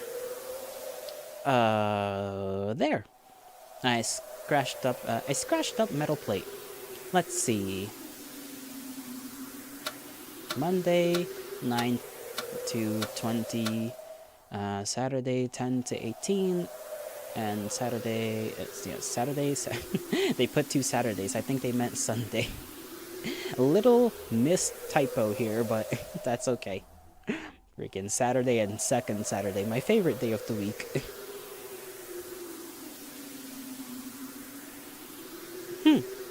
I should be open. It's Sunday, just past 12. I knock on the door, then give it a tug. It won't budge. Eh? I give it another tug and then a push. That's strange. Maybe it's not time yet? But when, if not today? Would the universe really hold me back like that? No, let's not jump to such conclusions. The mechanics are probably on lunch break. Ah, of course. Though I don't believe they had it listed. Did I miss that?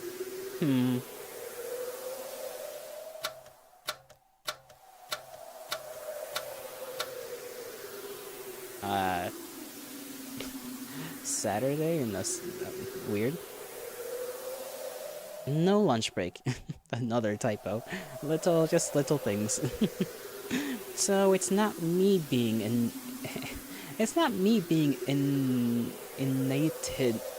inattentive. There we go.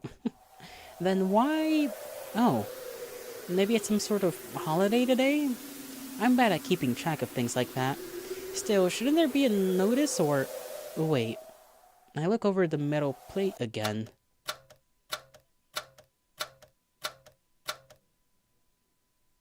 Why are the times changing?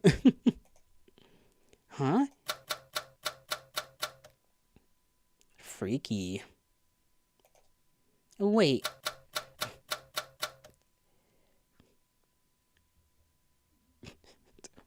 Yes, today. That doesn't seem like... What? I rub my eyes and blink intensely. Did I not get enough sleep? I'm just not seeing straight. I shouldn't have read so much before I went to bed. I need to focus. Focus. Lock in, Asaya. Okay.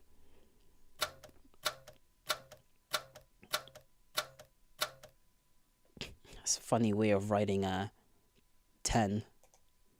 Huh? Oh boy. I don't. Every day is Saturday. Yippee! I.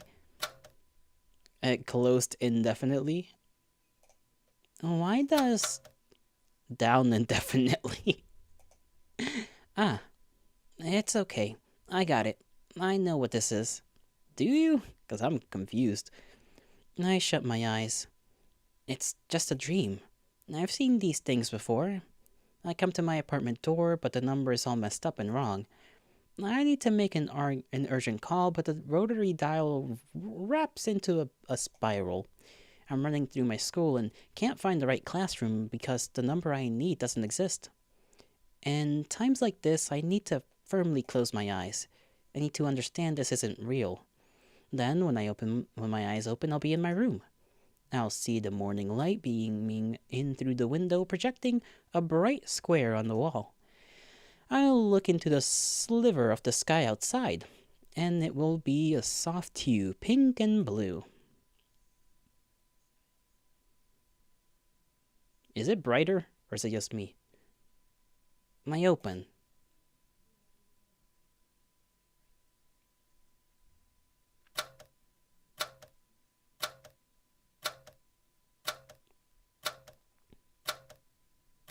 Mm-hmm.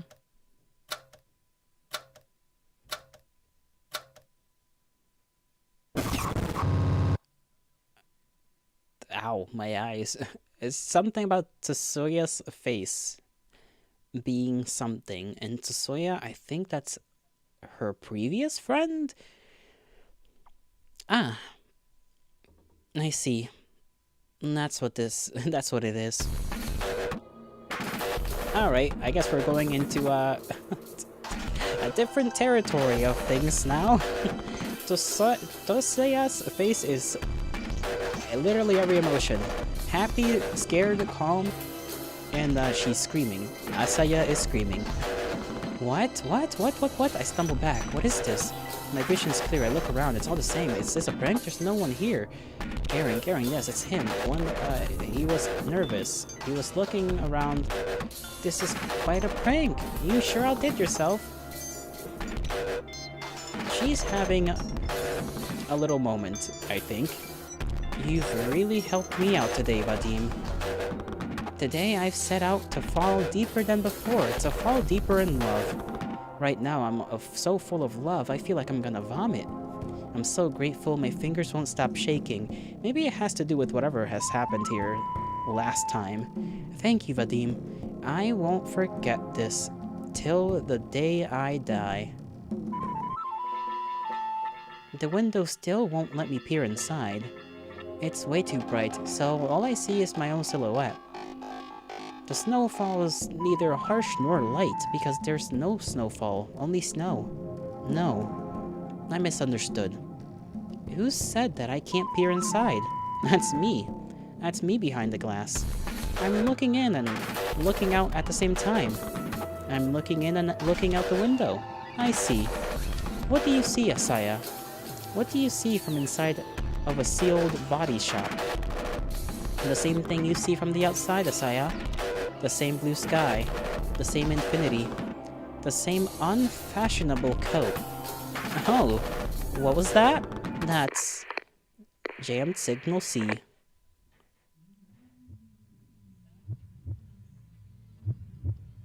There's a heartbeat. Don't know if you guys can hear it, but it's there. It smells of oil. The air is so thick I felt like I'm choking. I feel like I'm choking. Ah. Huh. It feels like I have grit under my nails. My hands are cold. It's dark. Am I covered in dirt? Everything's lined with sour dust, as if the void sticks to my skin and coats the inside of my mouth and lungs. It's almost enough to make me puke. Come take something. Incomplete sentences. What are they saying? Are they addressing me? Do they know that I'm here? Are they laughing? The voices have become completely unintelligible. The wall between us is becoming thicker by the second.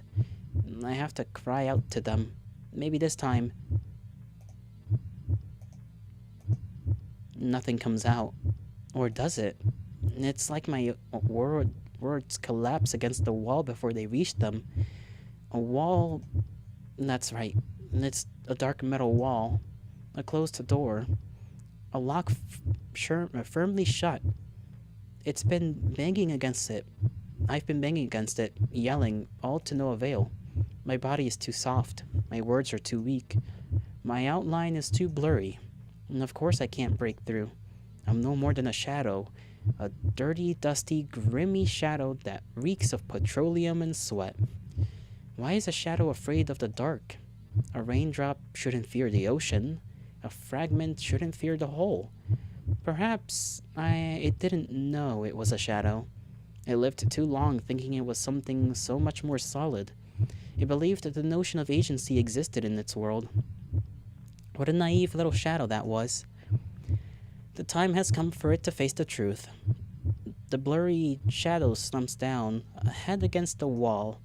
The voices are a muffled mess, but there's no need to pay it any mind. Soon the shadow won't have the ears to hear them with. Soon the shadow won't have to concern itself with anything.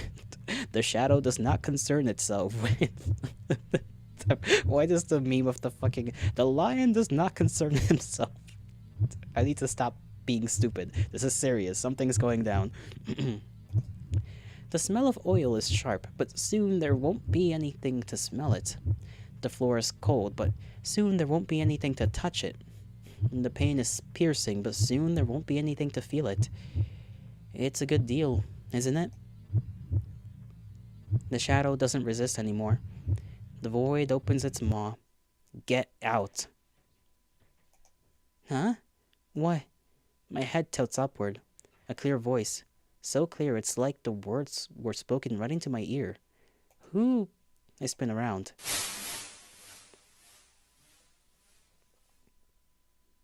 Exclamation point. A window. Was it always there? Pale light seeps through the frost. The thin glass barrier is impossibly far. My eyes just like... Where was I? Oh, right. But maybe I can... No, I have to. I stumble and grope my way through the darkness. Ah! My hand strikes against something cold and heavy. What's that? Metal? A tool? Doesn't matter. Something to grab onto. Gah. The weight steadies me. Well, this thing sure is hefty. Or maybe I'm just out of shape. I mean... No, that's not true. I do have a shape. My body has a steady form. Of course it does, because my hand is firmly clasped around the wrench. And I feel its temperature, weight, and texture. It's there. I'm there. My arm raises. If this doesn't work, it's gonna be really embarrassing. Embarrassing? Who cares? You either do or don't. It's as simple as that. That's right. It is that simple.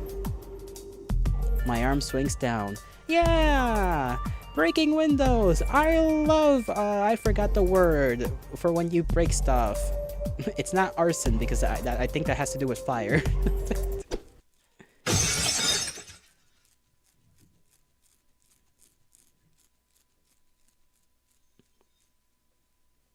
Me. Me or me? You. Who are... you?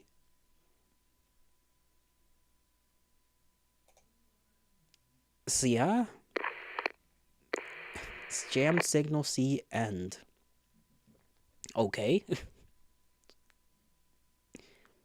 Interesting. I will nod my head and pretend I know what's going on.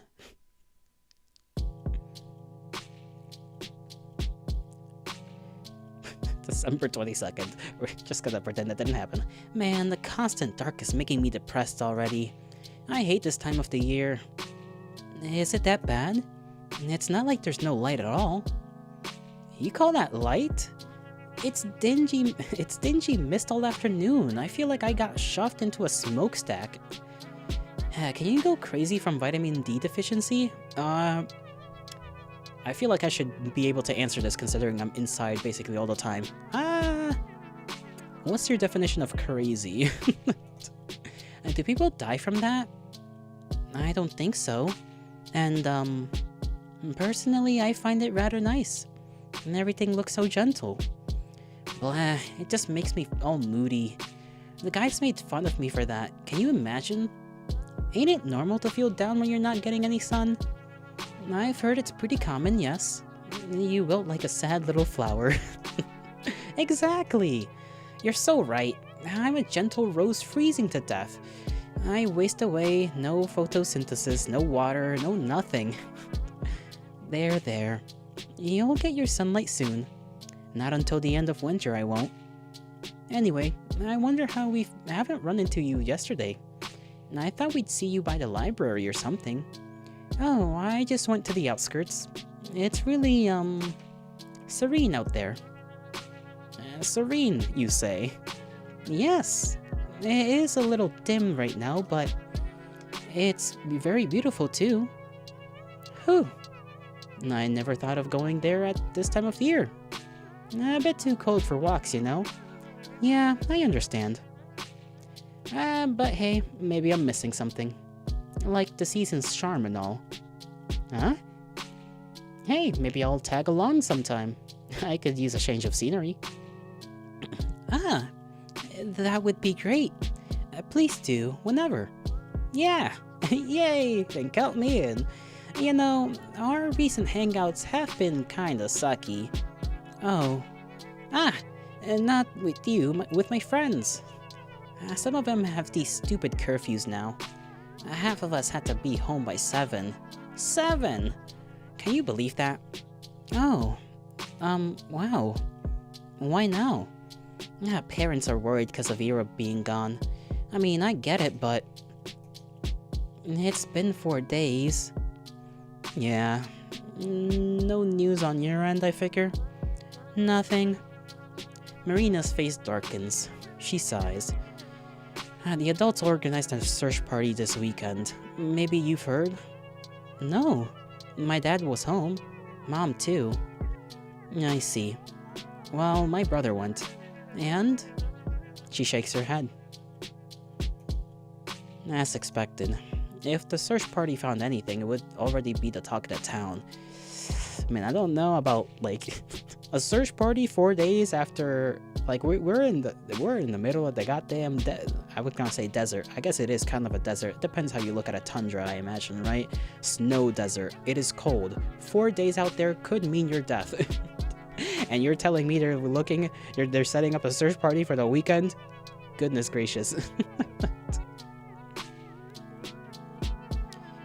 I would have already been the talk of the town. It's comforting in a way. If they found Ira's body after so long... No, I'd rather not think about that. You know what I've been thinking? That she left the city? No! She has to be at someone's place. And of course, this possibility has also crossed my mind, but all the arguments in its favor sounded either too morbid or far-fetched. Do you mean she was kidnapped? I don't know. She could be staying on her own accord. But where would that be? I can't think of anyone Ira would trust that much. Well, there's the two of us, for starters. Huh? And we're the last 2 people that saw her, right? Who's to say one of us ain't guilty? But we weren't even that close. And Ira, she's not in my apartment. How do I know if you're telling the truth? But Marina, I don't like this joke. Sorry, I'm just speaking from the point of view of the investigation. Ask me the same thing, I'll stumble the same way. The only means to prove my innocence would be a house search. I kinda have a theory on what might be going on. You do? Yep. It's more of a hunch, but the more I think about it... Marina looks around. I don't like whispering about about stuff like this at school, though. You know that? You know what? How about I call you later? Oh, like in the evening? Yeah. Can I have your number? Yes, of course. I pull out a scrap of paper and scratch the digits into it with a dull pencil. Dude, I can't even remember my own phone number. Thanks. Now I have some plans before that, so I'll dial as soon as I'm back. Won't be too late with everyone getting dragged home at baby hours. Does it sound good? Sure. I'm going to the library anyway. Have fun out there. I'll sure as hell try. You have an enriching experience. I will. Thanks. Why'd she choose that particular set of words? Marina runs off. Man, now I have to wait until evening to find out. I wanted to wind down a little after school, but now I'll be all restless. Well, maybe not. I haven't visited the library in a long while. Maybe that's why I've been so stressed in the past month. It's always nice and quiet there. I'm sure it'll help me relax. I make my way back to class. Hey, Shabina. Hey. Did we, have no homework? Your notebook's empty. Oh. No, we did. We did, I'm pretty sure. Well, where is it? Nowhere. I didn't do it. A surprised hum rolls through their whole group. That's okay. I'm also a little shocked. Oh. Is someone getting rebellious? No. It just slipped my mind. Ah, classic. Right. Taking some time off for yourself is great and all, but you gotta come up with a better excuse. I'm serious, though. Really? Yes. Huh. Well, that's good. Would be pretty selfish of you to start ditching homework altogether. Huh? We all rely on you, you know. Yeah, you're the best. You're so smart. What would we do without you? Hear that? The people need you, Shubina. Okay.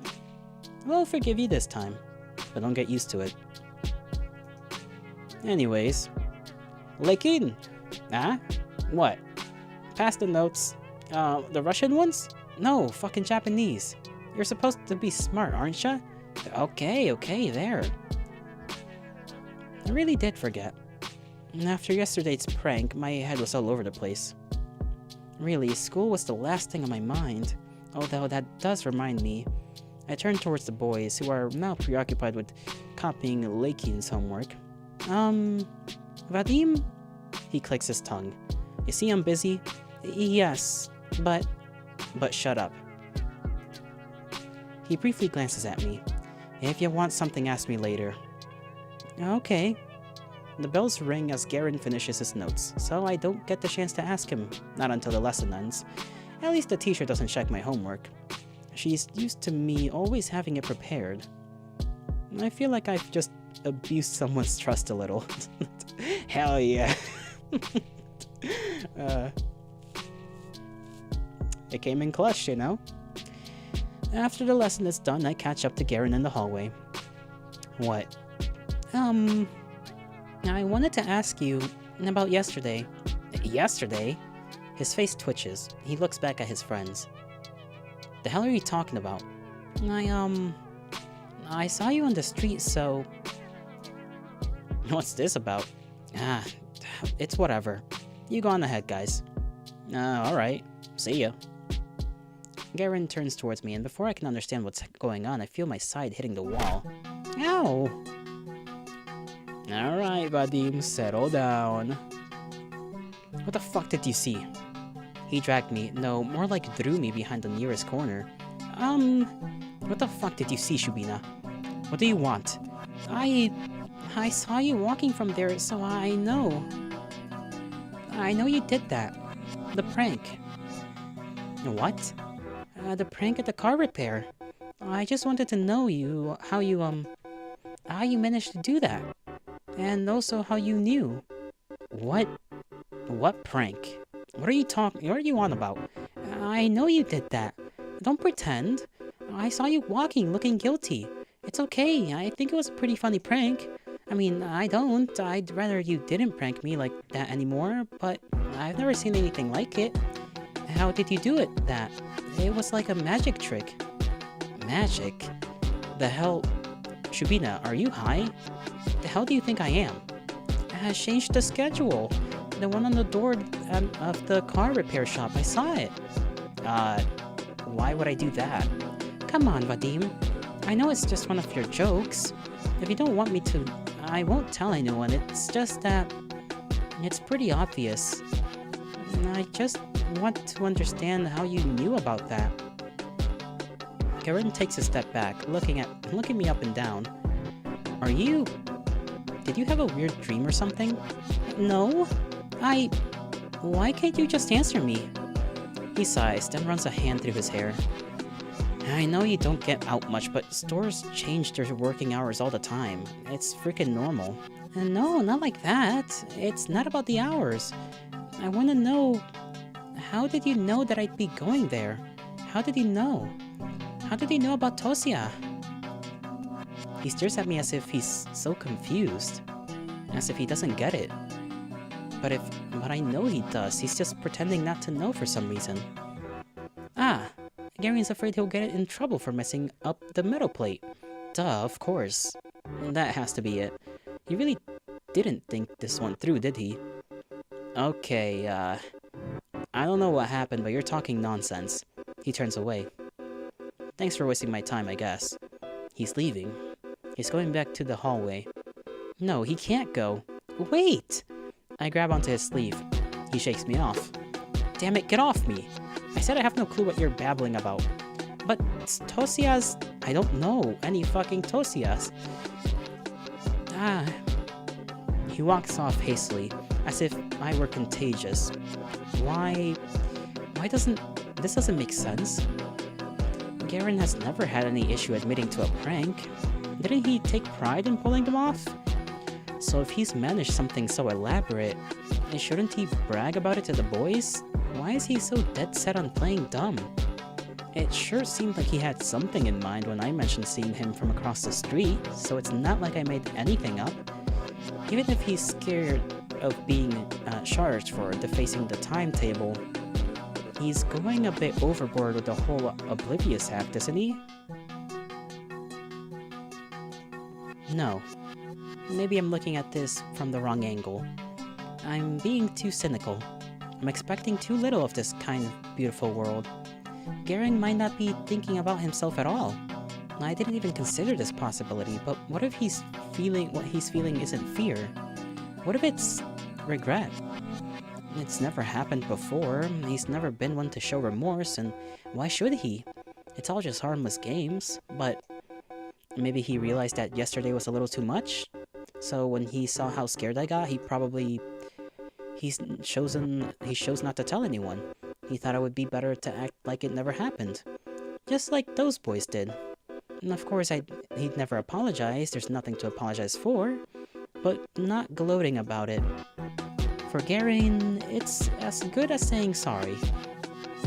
Garen. It must have taken so much from you. Is that why you looked nervous?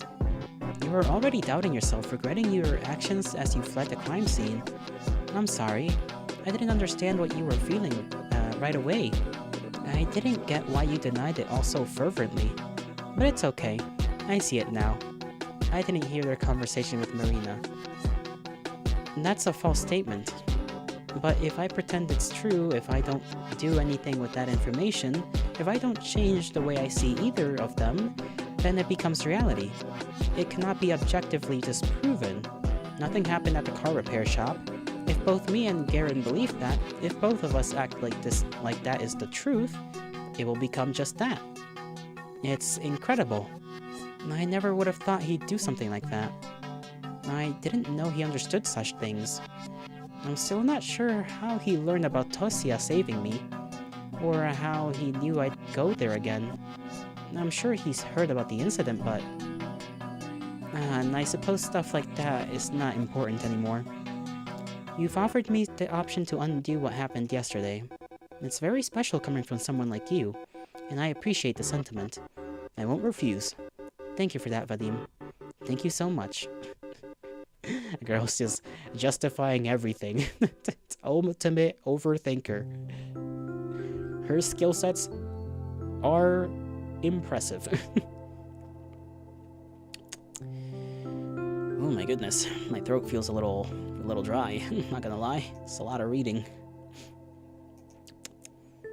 Allow me a moment, will you? I think I wish to get some water and probably use the restroom a bit, so I'll return, give or take 10 minutes.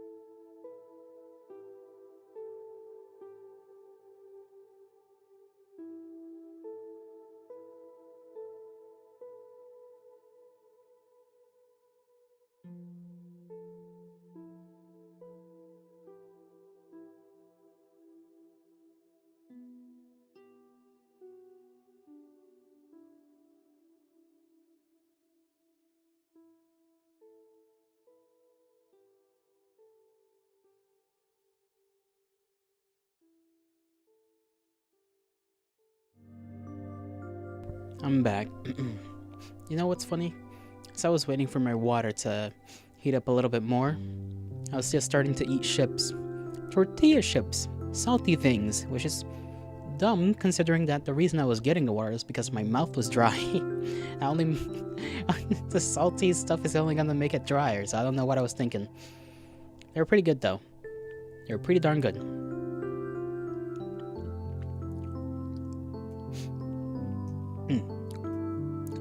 I got it a little bit stuck in my tooth though. That's the only downside, I guess. Anyhow, let me continue with reading. The town library.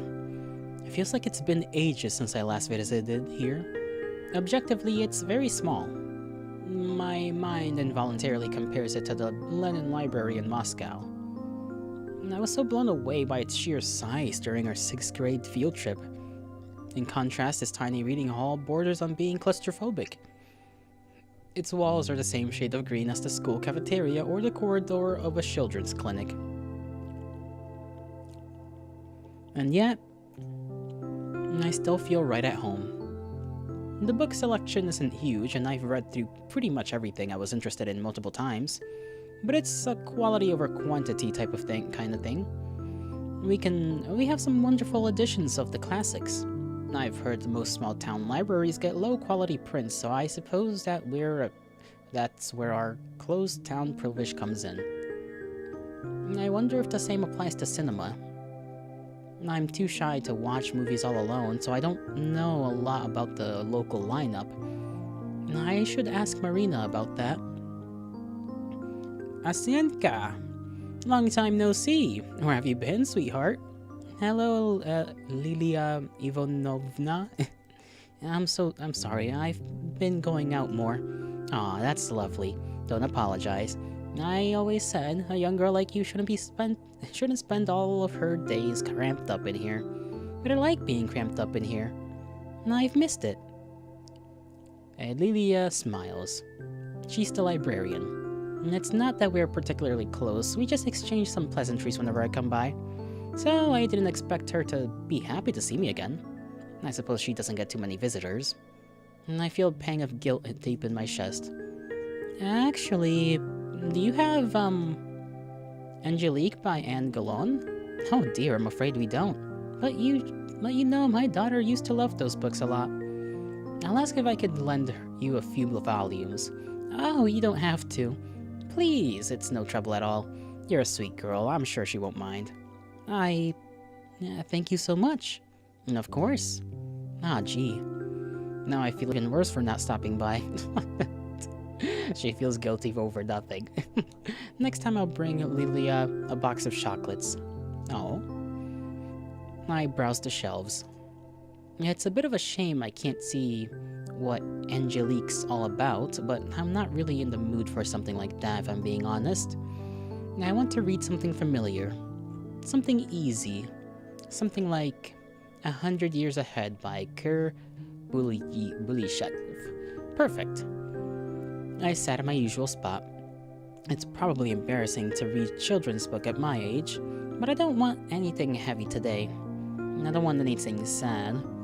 I've read this one so many times before.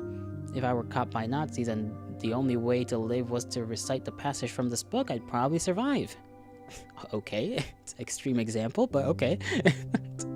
Why would the Nazis want that? Listen, it's a hypothetical situation. I gathered that much. Oh, right. There was this adaptation made last year. Everyone really liked it. I thought it was okay. I mean, it wasn't bad. And I'm glad more people saw the story. But that's not how I imagined the stuff from the book at all. And another annoying thing, now I just keep imagining the movie version in my head.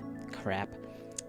SMH, you can't do that when you have a favorite book. You just don't watch anything related to the adaptation. Period. That's it. Rookie mistake. I need to keep the way I've always pictured it in my mind. I need to really focus. My concentration increases with each flip of the page. I need to keep the futuristic tech in mind. I need to keep the future world in mind. I need to keep the present world in mind. I need to keep the aliens in mind. I need to keep the Milophone in mind. I need to keep everyone's face in mind. I need to keep Vertur's face in mind. I need to keep Kolia's face in mind. I need to keep Elise's face in mind. I need to keep Tosia's face in mind. I need to keep her face in mind. Keep it in mind. Keep it in mind. Keep it in mind. Gah! This isn't helping me relax at all. I shut the book and slumped down on the table. Maybe it wasn't a good idea to read this. I wanted something I wouldn't need to think too hard about. Well, it's no biggie. The kids section has plenty of other stuff. And I get up and go to grab something else. A fairy tale will do. Morosco. This is a really good addition. Something about it always fascinated me in the way I found hard to place. Perhaps it was the tone. The folk version had a more morbid ending compared to the published story. That's how it often is with fairy tales, but this retelling... Something about it has always felt off to me, even when I read through it as a little kid. It felt like the text was covering up something I shouldn't see. Are you warm, my lass? I am, Morosco, Mashenka responded, shivering. Morosco leaned in lower, cackling and clicking. Ew, what is he, a spider? Cackling and freaking clinking, like what? I really think children like being scared. Even when there's no reason to, they'll try their hardest to come up with one. You can stare at a beautiful book illustration and refuse to trust it. You can read a short and sweet cautionary tale and imagine something horrific. Are you warm, my lass? Are you warm, my beauty? I am, Morosco, Mashenka responded, teeth shattering from the cold. The frost grew stronger. The girl's cheek burned bright red. She breathed white mist, her fingers barely moved. Are we all thrill seekers as children? No, it's a little dumb. It's a little. Maybe thrill seekers, you know? Depends how you look at it. Maybe it's a simple survival instinct. Always prepare yourself for the worst. Always imagine a scary face staring from the dark. Yeah, that makes sense. Always think twice about what hides behind a smile. Are you warm, my lass? Are you warm, my beauty? Are you warm, my dear? Oh, so warm, Morosco, the girl responded, her voice growing silent. No, that doesn't sound right. What a depressing life it would be if we always had to scare ourselves into experiencing its best moments. At least I'm not like that anymore. I don't imagine scary things where there are none. I mean... You sure? Are you sure about that? Because I know the world better than that. I know there is way more to love than there is to despise or fear. It's not some impulsive emotional choice, no, it's the only rational conclusion to everything. Then Morosco took pity on the girl. He wrapped Mashenka in a heavy fur coat, covered her in a blanket of snow, and warmed her up. Right. I'm flipping through one stunning picture to another. This is far more enjoyable than the original. The folktale is predictable. It's so simple and crude, it's underwhelming. The good girl respects the rules of the ritual and lives. The bad girl breaks the rules and rides back to her mother as a frozen corpse. It's an interesting piece of folklore, but the idea of it... I'm not sure what a modern kid would glean from that. Maybe Garen was right. I am getting rebellious. Although, if we look at Morosco, the entity, as if he were the extension of the universe's will... Oh, I think I'm getting it. The real meaning. Of course. That's what it is. Morosco is the natural order. It's the will of the world. Yes, you may fear it. You can find yourself in a situation when any positive feeling towards it may seem impossible, but you must gather all your strength to love it still. And then you will surely be rewarded. Yes. How have I never noticed it before? It's been beating me over the head all day long. Now I see. In that sense, it is an incredible story.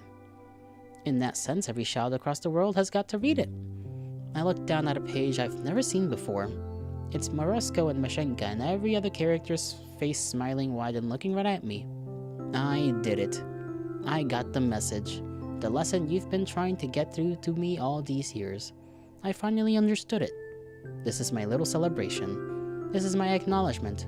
Today I've realized something very good and important. I stare at the page, this never-before-seen page, and I am filled with gratitude. I know that it's just for me and my eyes only. Nobody in the world but me has seen those smiles. What an incredible honor. I'm such a lucky girl. Goodbye, Lily, and... Oh, goodbye, Asia. Stay safe. Of course I'll be safe, because I've got this amazing blessing, this acknowledgement on my side. I'll be okay no matter what. Hope-pilled.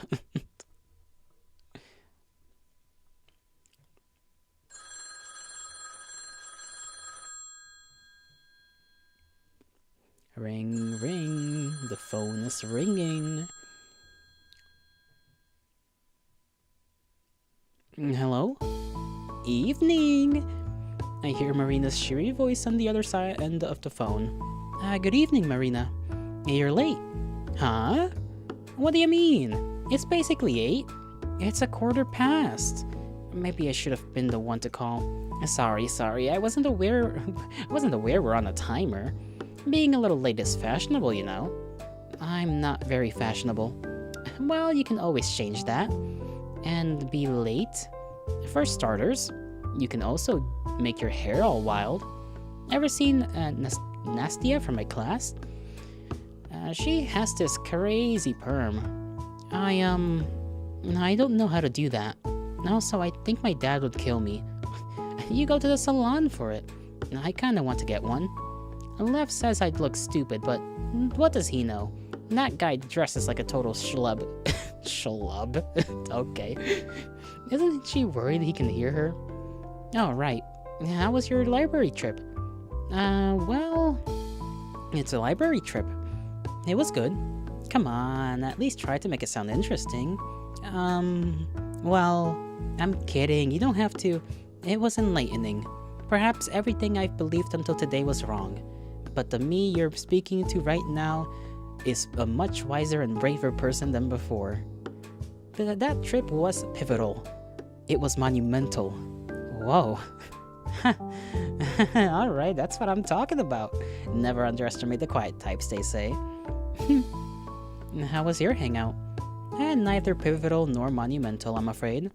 I sat at the cafe, looked at some magazines, got the new Rovesnik? You read that one? Oh no. I read, The Young Naturalist and Coaster. Ha! That sounds like you. What's that supposed to mean? Sorry. Didn't mean anything bad. I didn't mean it in a bad way. But I mean, aren't you curious about something more, grown up? I read grown-up stuff all the time. That's a fucking lie. She has such a straight face when she says that. Oh yeah? Like what? Books. Dad's newspapers. Mom's magazines. Oh, so mature. But, well, what mature stuff do you read, Marina? The good stuff. Rovesnik, Works Shift, Robotnika, Fashion of the Socialist Republics. How's that last one mature? You know what, Aska? I gotta lend you some of those. You'll love them. Eh? I don't know, I'm not really into... No, I'm serious. You're gonna love Work Shift. They had this crazy story about a drug dealer last month. You have to check it out. There was one about a foreign prostitute or something a couple of issues ago, too. I'll look for it. Those sound really interesting. Those do sound really interesting. Alright. I'm not sure my dad will like me reading that, though. That's so. Well then, we can read them together. Really? Yeah. I'll bring some this week. Okay. To be honest, I've been curious about those publications for a while. Last year I even bought myself an issue of Rovesnik. I read all of it in one sitting. But then Dad found out and... well, it wasn't worth it. I guess I could just buy the issues and read through them the right way. Read through them right away. Then, I could throw them away. But that sounds really wasteful. You could do the good old lunchbox trick, where you find a place to dig a hole, and then you put the stuff in the lunchbox, and then you put the lunchbox in the hole, and then, you know, put the snow over it. There you go. Hidden newspaper stuff. Magazines. That's what they call them. Oh, maybe I could donate them to the library? I'm not sure they would take those. That's not a bad idea. That's not a bad idea at all. Although if Marina will share her magazines with me, I might as well save my allowance. Right, so let's get back on topic. The reason I called you. Yes. There's a long pause on the other end of the phone. Almost as if Marina was bracing herself. Remember our talk about Ira's condition? Of course. Of course. Well, here's the thing. I told you how Ira can get into these states when she isn't quite there. Usually she could snap out of those. It took some time, maybe a couple minutes, maybe even hours, but she got over it. And as time went on, it grew more and more difficult. The treatment helped. The pills acted as stabilizers, so it was like the pits in her mind became more shallow. They still formed, but they became easier to manage, easier to climb from. And when Ira stopped taking them, it was like being dropped right in the middle of a canyon. Marina paused. The way she spoke sounded as if she had to force out every word, made worse by the muffled receiver. And that's just half the problem. There's more? When you stay in that state for too long, you begin to deteriorate. Huh? The human brain isn't made to handle that sort of stress. So as a result, our consciousness, our higher functions, they start to decay. What? In other words, we gradually lose what makes us human. I don't know if it's irreversible, but from all I've heard, that's how it is. And I feel a cold lump in my throat. Higher functions deteriorating, losing what makes us human?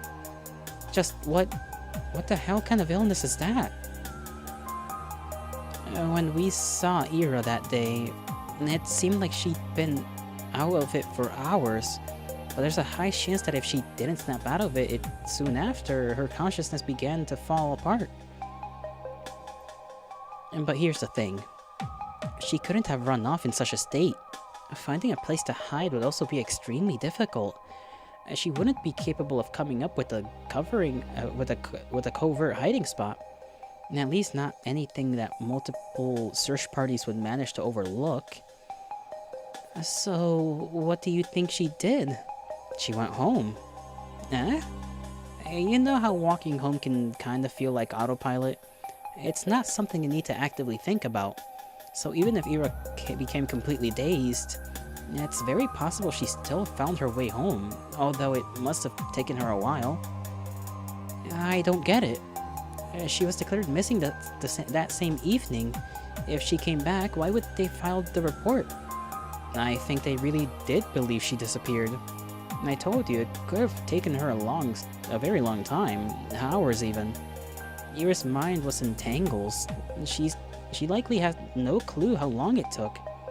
So, what you're saying is, Ira's parents filed a missing report when she didn't come home as usual? That was probably late at night. Yeah, the report was filled somewhere after 23. Yeah, after 23. Then, after they already called the police, Ira returned. Yep. So why wouldn't they call off the report? She sighs. Well, that's the nasty part. Huh? Let's say Ira showed up a couple of hours later at 1, maybe 2, something like that. Consider the state she would be in by that point.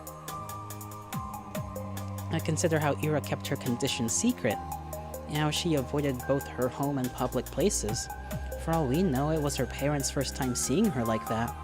And if it was in that extreme state, head hanging low, blabbering nonsense, legs unstable, well, at first they probably thought she was drunk or high. They screamed at her, they demanded to know what she was doing, where, with whom. But then they'd stop. They'd realize something was wrong. Maybe they'd feel it in their gut. Something about the way she slumped against the chair, or the way that she kept muttering nonsense, or the way that her eyes seemed both glazed over and alert at the same time. It had to be unsettling. More like really freaking scary. So, they might have panicked. Panicked? Well, maybe that's the wrong word. They tried to be rational. A panicked kind of rational. You remember our talk at the cafe? Yes. Their family has a reputation to uphold. Whatever remains of it, at least. Their daughter's already the problem child, the difficult, the unstable one of the bunch. What do you think people who would say to Ira coming home looking like she shot up God knows what substance? Or better yet, returning way past midnight, mumbling like a lunatic? You're not saying that... I'm saying that it would be inconvenient. It would exacerbate every problem the family already had. So in their minds, the best short-term solution would be to wait it out. Wait for Ira to come down from whatever drug she was on. They would announce that she returned only when she's presentable. But she never came down. If she never came down, they probably thought she'd be okay by morning. If not, well... Then... wouldn't they take Ira to the hospital? I doubt they would. They wouldn't want the public to see her in such a state. And Ira's mother is a nurse. She'd probably try to handle it by herself. But that's... wouldn't they say that she was sick or something? Why keep the report? She still came home under suspicious circumstances. Perhaps they thought it would be better to come up with something first. Though they thought they'd let her recover and then declare she's back. Before they knew it, a couple of days have already passed. Calling off a report like that so quickly would also be pretty embarrassing, you know? That's still... This all sounds a little far-fetched. But also, I can't deny the possibility. I don't know Ira's parents personally, but even I'm aware of how dire their reputation is. Would they really go this far to protect it? Are people really capable of things like that? Crap. Crap indeed. But if everything is as you said it is, and Ira still hasn't come down, that means... Yes, her condition is only getting worse. We have to do something. I look around. The TV is still playing in the living room. For a couple of seconds I stare at the door, holding my breath. Asaya? You good there? Yes, sorry. It's okay. I just need to be quieter. Oh, I see. But yeah, I agree. I've tried calling their place before, but it's either no response or one of her parents. So that's useless. I also thought I could ask Tolik, but we gotta skip school for that. Why? He goes to kindergarten. The only time that we could talk to him alone would be when the kids are let out to play. But that would overlap with our lessons. I can't really skip. That's fine. I can. Really? Sure. Lev will get a call, but it's no biggie. If you say so. Yeah, I'll go there. Still, there's no guarantee that asking him will work, so I'd like to go to Ira's place, see how things are with my own eyes. Ah, yes, I think that would be smart. But I think it might work better if I'm not alone. You want me to tag along? If you don't mind, we can meet up after your classes end. You have how many lessons? 5? Okay, great.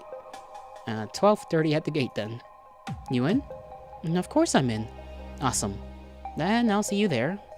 Yes, yeah, see you. Wait, can I write your number down as well? Yeah, of course. I mark it down on the notepad I've been doodling in. Doodle doodle doodle. The stress doodles, I imagine. Okay, I got it. Now you can annoy my brother all you want. I'd never. I'm just joshing. Good night, Asaya. Good night. Beep. My hands are cold. Sorry, random thing to bring up, but they are. I'm starting to feel it when I move them around a little. The ache, the cold ache. Ow, my finger. The handset gently clicks against the cradle, and I'm home again. The clock is softly ticking from the hallway. The TV continues to mutter from the living room. I look down at the shapes I've scribbled absent-mindedly during our conversation. The cross-hatching got really dense in parts. I don't remember focusing that much. I don't think I was meaning to draw anything. I don't think I was yet. When I look at the shape more closely, when I scan its dark, blurry outline, my eyes glide over its hunched back, then down the wave of hair, then deeper, closer towards where its face is meant to be. The shadows shrouding it are much too heavy. There is just one thing my mind can parse. Two things. I smile as Ira's frightened eyes are locked with mine. I miss you. I really, really miss you.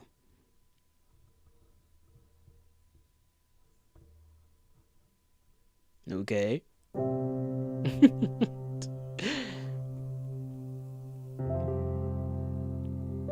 The sky hangs low. The teacher's droning on about some historical battle by the blackboard, and I can't force myself to listen. Ooh. The only L Isaiah has had from my point of view so far. I love history. I like it a little too much sometimes, okay? I'll admit. The only thing that matters now is what Marina and I have to set out to do. As soon as the last bell rings, I rush out of the classroom, down the corridor, down the stairs, down another corridor, then to the cloakroom, then outside. A wave of cold hits my defenseless face, so I hastily tie the scarf that I've left hanging loosely from my neck. Asia! Marina's waving at me from the gate. And I start running towards her, but... Oh, don't tell me you just tripped. Ow! Bye, German spy! Some kid manages to snipe me with a snowball.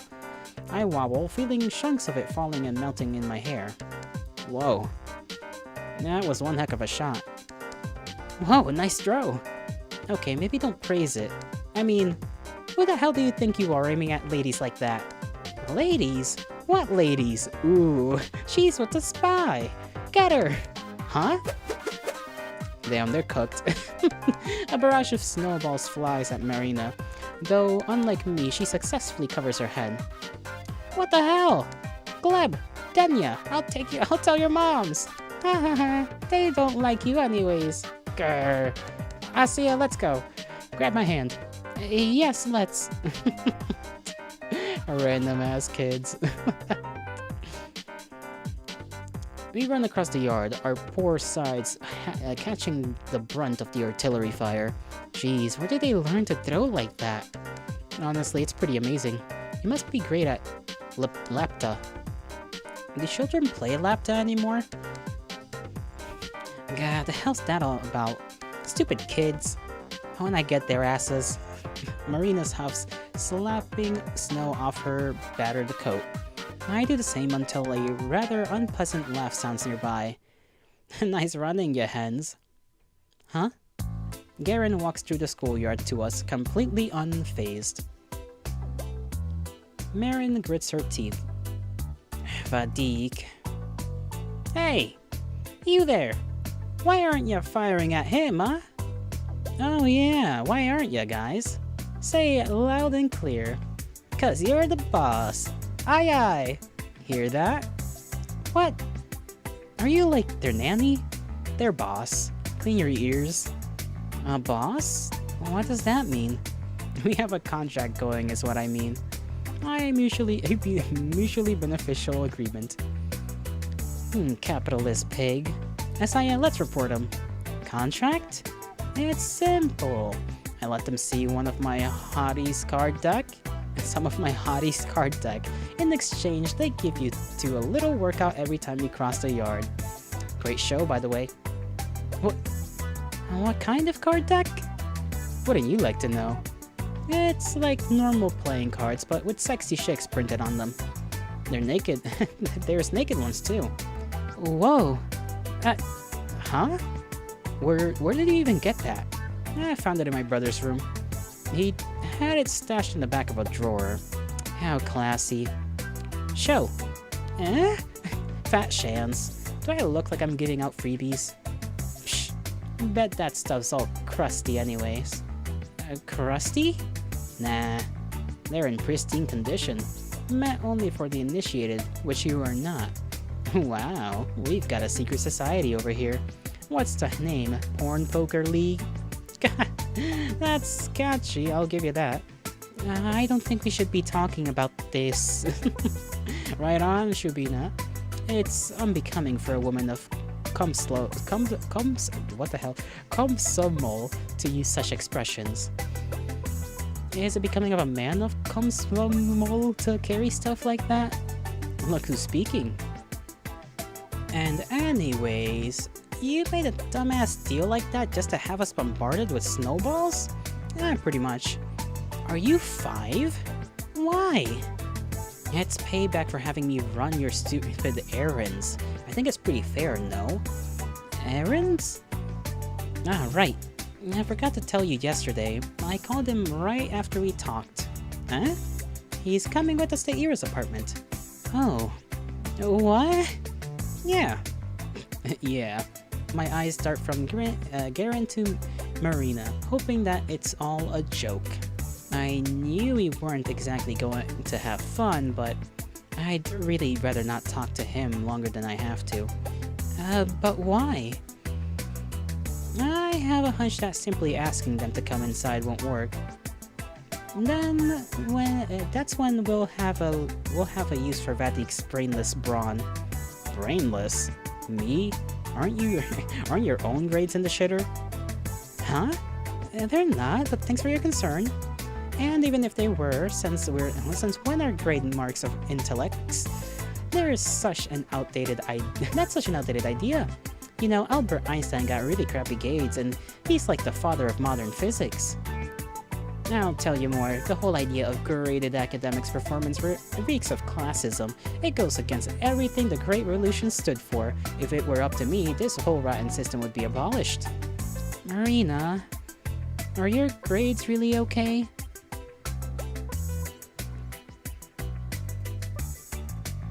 Let's go to Ira's place. Oh boy, nobody's got good grades except for Kanasi, I hear. So, you know everything? That depends on what you mean by that. More or less, yes. He knows my theory. Yeah, I know it's dumb. I didn't ask for your opinion. We'll just go and see if it has any ground. Wait, so you told Vadim about Ira's... what? Her illness?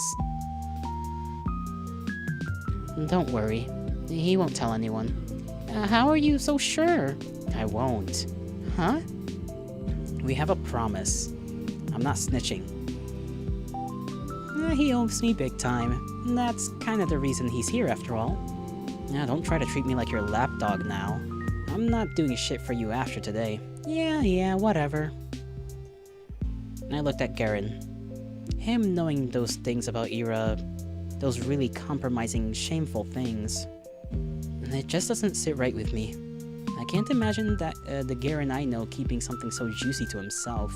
Though then again, I couldn't have imagined Garen feeling self-conscious about a prank that might have gone too far. Right, that's cause it didn't happen, you silly woman. It's not that Garen is incapable of being honorable. It's that I am entirely too prejudiced. No, you are not. Garen is indeed an a-hole. Class A-hole. And anyways, I always knew that chick was a psycho, so she's a different type of crazy now. Big deal. If that's how you want to spin it. Oh, by the way, what's with the kid? And the kid? Her brother. You said you're gonna ask him if she's home? Oh, right. How did it go? That. About as well as you'd imagine. Figures. I mean, I saw Tolik when everyone came outside. Called him to the fence, tried asking how about his sister in like a gentle manner. You know, not too directly. But he got all clammed up and ran away. Well, duh, what did you expect? It sounds nutty as shit. Huh? That's not nutty. Oh yeah? Sneaking into a kindergarten to ask a preschooler if his parents are holding his big sister hostage is now normal? In what world? Hey, you make it sound so much worse than it was. I didn't say it like that at all. Who cares how you said it? It's the same thing. It's not. It is. It's obviously not. Totally is. It's not, it's not, it's not. It is, it is, it is, it is, it is, it is. It's not, it's not, it's not, it's not, it's not, it's not, it's not, it's not. Please stop. Right. What the hell? You're acting like a freaking toddler. You fucking hypocritical piece of shit. I'm acting like a toddler? What about you? I'm not the one who started it. Hey, maybe you should have stayed back at kindergarten. Would be more your speed. Gah. Asaya, shove some snow into his collar. Asaya, explode his nutsacks.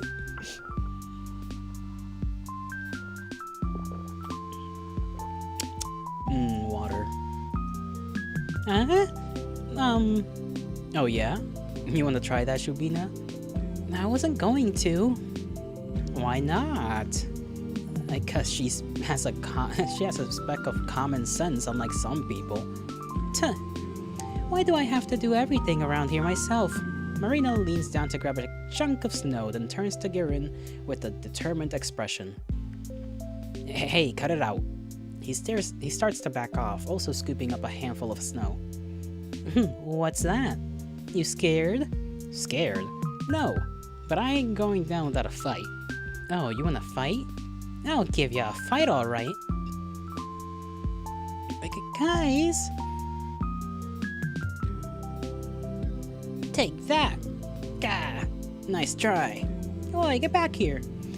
Marina and Garen get into an awkward game of tag, trying to stuff snow into each other's jackets. I try to call out to them again and again, but it's like I'm not even there. But this is already a mess. Oh boy. This plan is gonna go sideways, isn't it?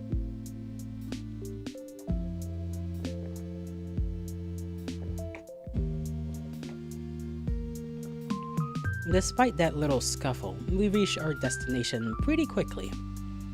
Turns out, Ira's apartment block isn't far from mine. It's wonderful. It's almost like we're neighbors. I wonder... Marina? Yeah? Her voice is slightly shaky as she wipes off the remaining snow from her wet collar. Have you ever been to Ira's apartment? What's it like? Huh. Nope, never been there. Aw. I told you we weren't that close. She's been at mine a couple of times, though. It's so unfair, right? It sure is. Maybe you'll see it when she's back. Maybe. If she's not already home, she wants to add. I see it in Marina's eyes. She's got her mind set. She's got her mind set on finding out the truth today. I think I bit my lip because I'm bleeding a little. Like I'm tasting blood in my mouth. No, it was just like just a little bit. I scratched the inside of my mouth. Never mind, I'm fine. It's gonna be a little annoying to taste that, but whatever. She'll peek into that flat no matter what.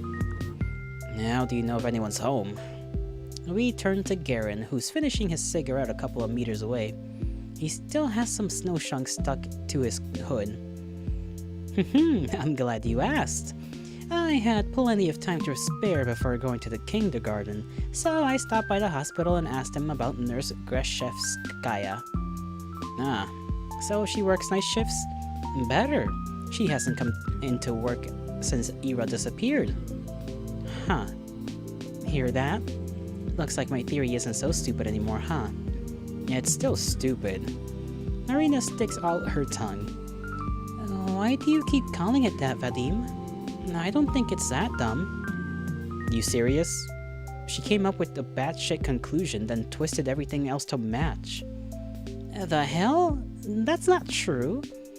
Yeah, I've felt a similar way. Acai, huh? Sorry, Marina. But it does sound a little bit like that. Still, I wouldn't call it, batshit. Even if it's a little out there. Out there, huh? You know, if there's even a 1% chance she's in there, I have to try. I don't care how dumb it sounds. I agree. You never know until you check. Shubina, you can say that about freaking anything. You can, but incredible things happen all the time. So, I don't believe we should be calling bold ideas stupid or crazy or anything like that. Bold ideas, please. Aliens crash landing in Tunguska is a bold idea. This is some cheap twist which she got from a detective novel. I think both of these are rather bold, though I believe it was a remote energy transfer in Tunguska. Heard that one. Seems far-fetched. I read some eyewitness report and nothing there suggested electricity. Well, electrical explosions and fires of that magnitude don't look too different to an outside observer, I think. And it doesn't have to be electricity, right? There are other forms of energy out there. Nikola Tesla could have given something else to try. Could have given something else a try. Please, Tesla is the electricity guy. You think he'd randomly start playing with, I don't know, plasma? Yeah, actually, I was thinking of something like lasers. Guys, what the heck are you on about? Okay, you had your moment with him. Let Asaya have her moment with right. That's not what we should be concerned with right now. It's been proven to be a meteor. The thing exploded in the lower atmosphere, and that was that. They even ran like simulations of that stuff. Everything lined up perfectly. How do you run a simulation of a fucking asteroid unless you're shooting a missile? Jeez, am I supposed to be the crazy? And I'm supposed to be the crazy one. Well, that's a load of crap. Think everything's that simple? Occam's razor, my friend, Occam's razor. And all the evidence points to a meteor anyway. You've got no case. Well, there are some inconsistencies. Such as? Like, this had to be either a meteor or a comet, right? I think the comet theory is the most popular, but, comets have a relatively smooth curve to their trajectories. If this was really a comet, it would have burned up in the atmosphere at a much higher altitude. Well, it could still be an asteroid. The name's literally the Tunguska meteor. Then where's the debris, genius? Where's the crater? I said that it exploded in the air. There wouldn't be a crater. Then there would still be chunks of it scattered around. They scoured the whole area and nada. The chunks, the debris could have disintegrated from the heat. The blast was huge, right? And the people in the village nearby felt this intense heat wave. It could have totally melted the thing. Melting. Ha! I knew you sucked at physics, but that bad? Oh yeah, because your alien spaceship version is so realistic. Actually, there's also the extinct comet theory. Our conversations continue like that for the next couple of minutes. Wow. I'd never have guessed I could discuss a topic like that with my schoolmates. Especially Garen. Even though everyone's opinion is so different that the exchange borders on being a full-blown argument, I think I'm having fun. It's strange. It wouldn't be much of a dialogue if everyone sat nodding their heads in agreement, I suppose. Not much is obvious even to me. I just forgot how things like this are meant to feel. When was the last time that I've done this? Have I ever done this? Maybe I never have. Maybe I was never supposed to. Now I'm not sure of myself. How much more? I'm trying to keep going until we end up at the next chapter.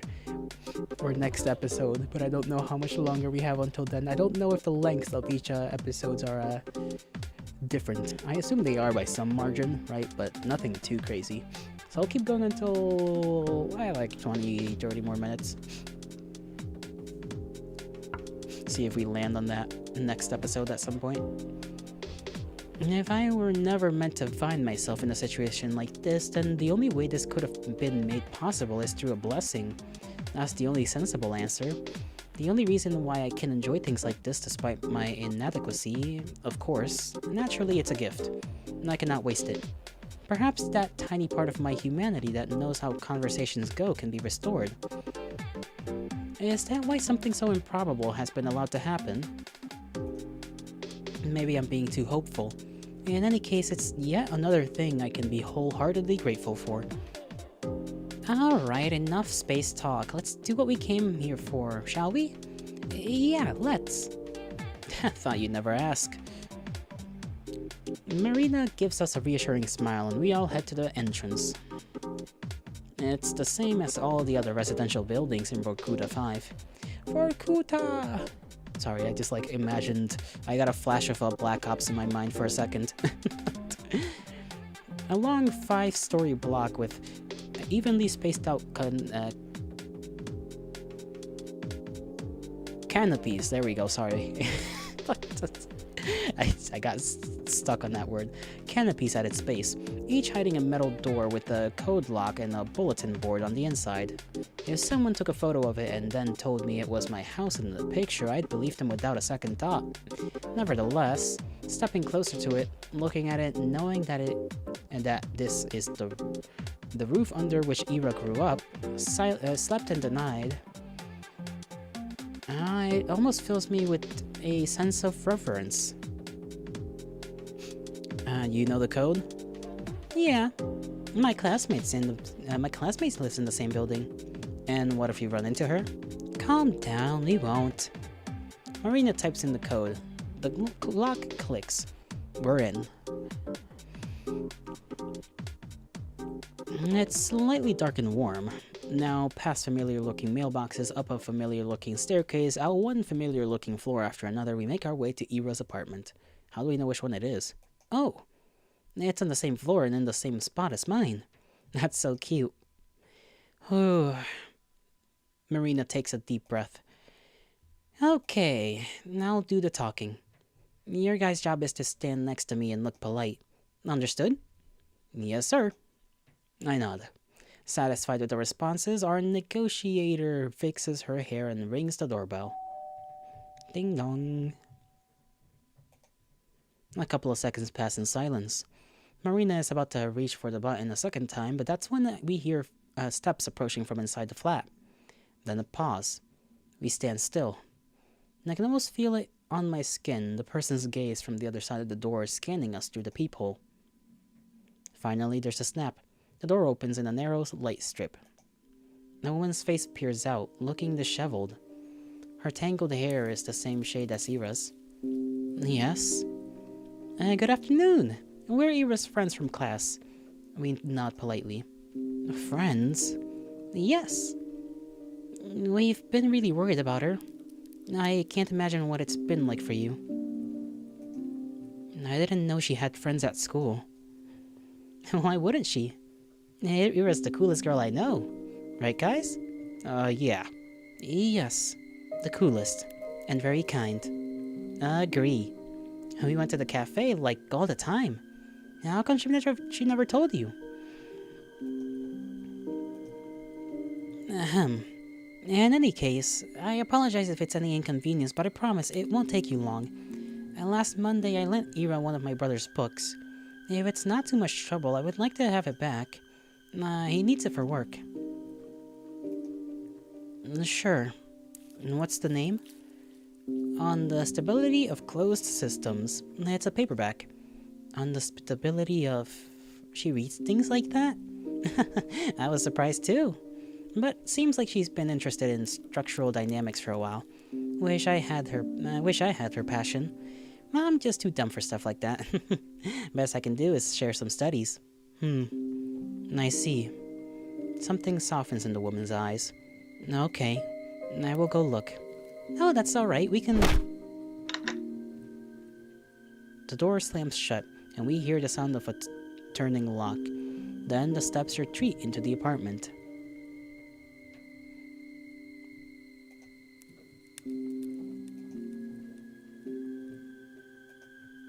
Great job.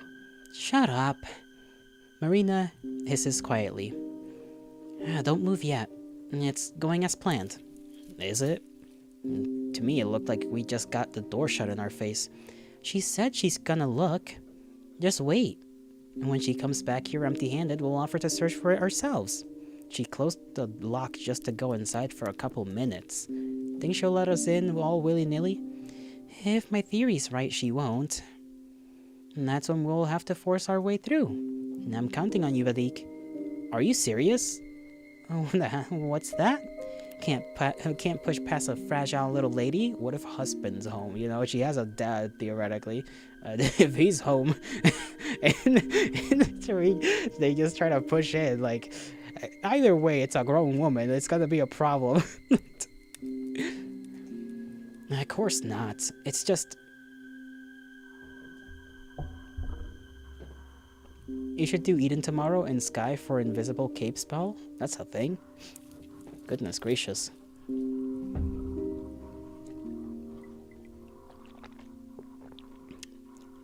I didn't know that. Invisible cape. So what, you can just kind of make it disappear and you can just like dress up however you want without the cape? Is that how that works?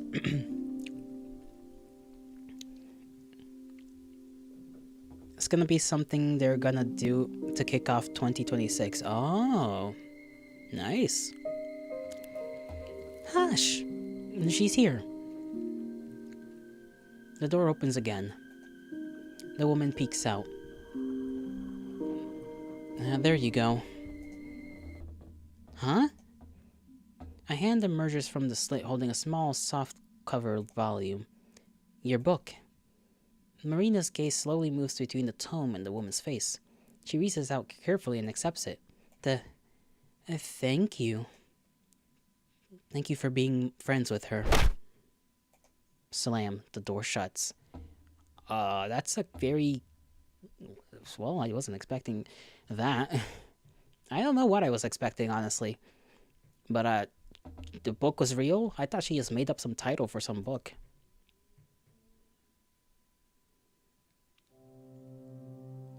She really did have a book about space stuff. What the hell? Marina flips through the book's pages absent-mindedly. Did you actually lend Ira that book? No, I don't think so, no. You don't think so? She shakes her head. She gives me the tome and starts digging through her bag of what must have been for the 4th time already. Damn it, where is it? What the hell? I look down at the stability of closed systems in my hand. Just like Marina said, it's a small paperback and a worn out one at that. The year of the issue says 1966. And I open the book on a random page. If we are to arrange the components in order of cognition, the list will go as follows, starting from highest: moral belief, prejudice, subjectivity, objectivity, the desire to create, the desire to change, the desire for happiness, the desire for status, ambition, confidence, self-esteem, self-image, the desire for kinship, the desire for family, the desire for stable income, the desire for plentiful resources, the desire for shelter, food, water, sleep, sex, procreation, excretion, breathing, homeostasis, soul. And that the exact sequence remains a subject of debate. That being said, the soul is ubiquitously accepted as the root of all cognitive function at the time of writing. Each subsequent component following the root is the result of varying degrees of deviation from the base code, which... Are you digging for gold in there? I took our copy with me to show her mom in case we ended up searching the room, but it's... She goes silent, her movements slowing to a halt. Marina? It's not here. She stares into her empty bag with an expression I've never seen before. Then she lifts her head and takes the book from my hands. The way Marina looks at it It's as if she's trying to compare the item in front of her eyes to the memory of the one she held this morning. It could be a different copy. She softly shakes her head. I don't know. Maybe you did lend it to her? Marina doesn't respond. I look at Garen, but find myself unsure of what to make of his expression either. He wouldn't miss an opportunity to make a joke about this, right? Marina looks so lost. It would be very cruel. No, it would be a very Garen thing to do.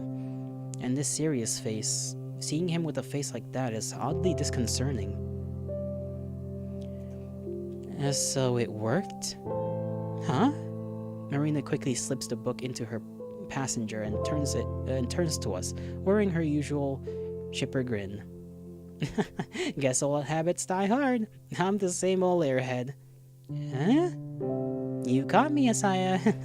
Looks like I got some things mixed up with all this weird crap going on. That's okay. It happens to me too sometimes. Right. Something worked. What something? Took you this long to realize that you've got mush for brains? I guess the people around you are too nice to point it out. Ah, well, thank God you're here to tell me how it is, Vadik. Anyways, that sure was something, huh? Yeah, a whole load of nothing. Nothing's what it was. We didn't learn shit. Wrong. Did you see her mom? How her mom was acting? If you ask me, it's a little suspicious. You think so? Don't you? She was dead set on not letting us see a sliver of the flat. What do you think that is? I understand what you're implying, but she might just be a private person. Ain't it obvious? She's sick of random people asking about her daughter.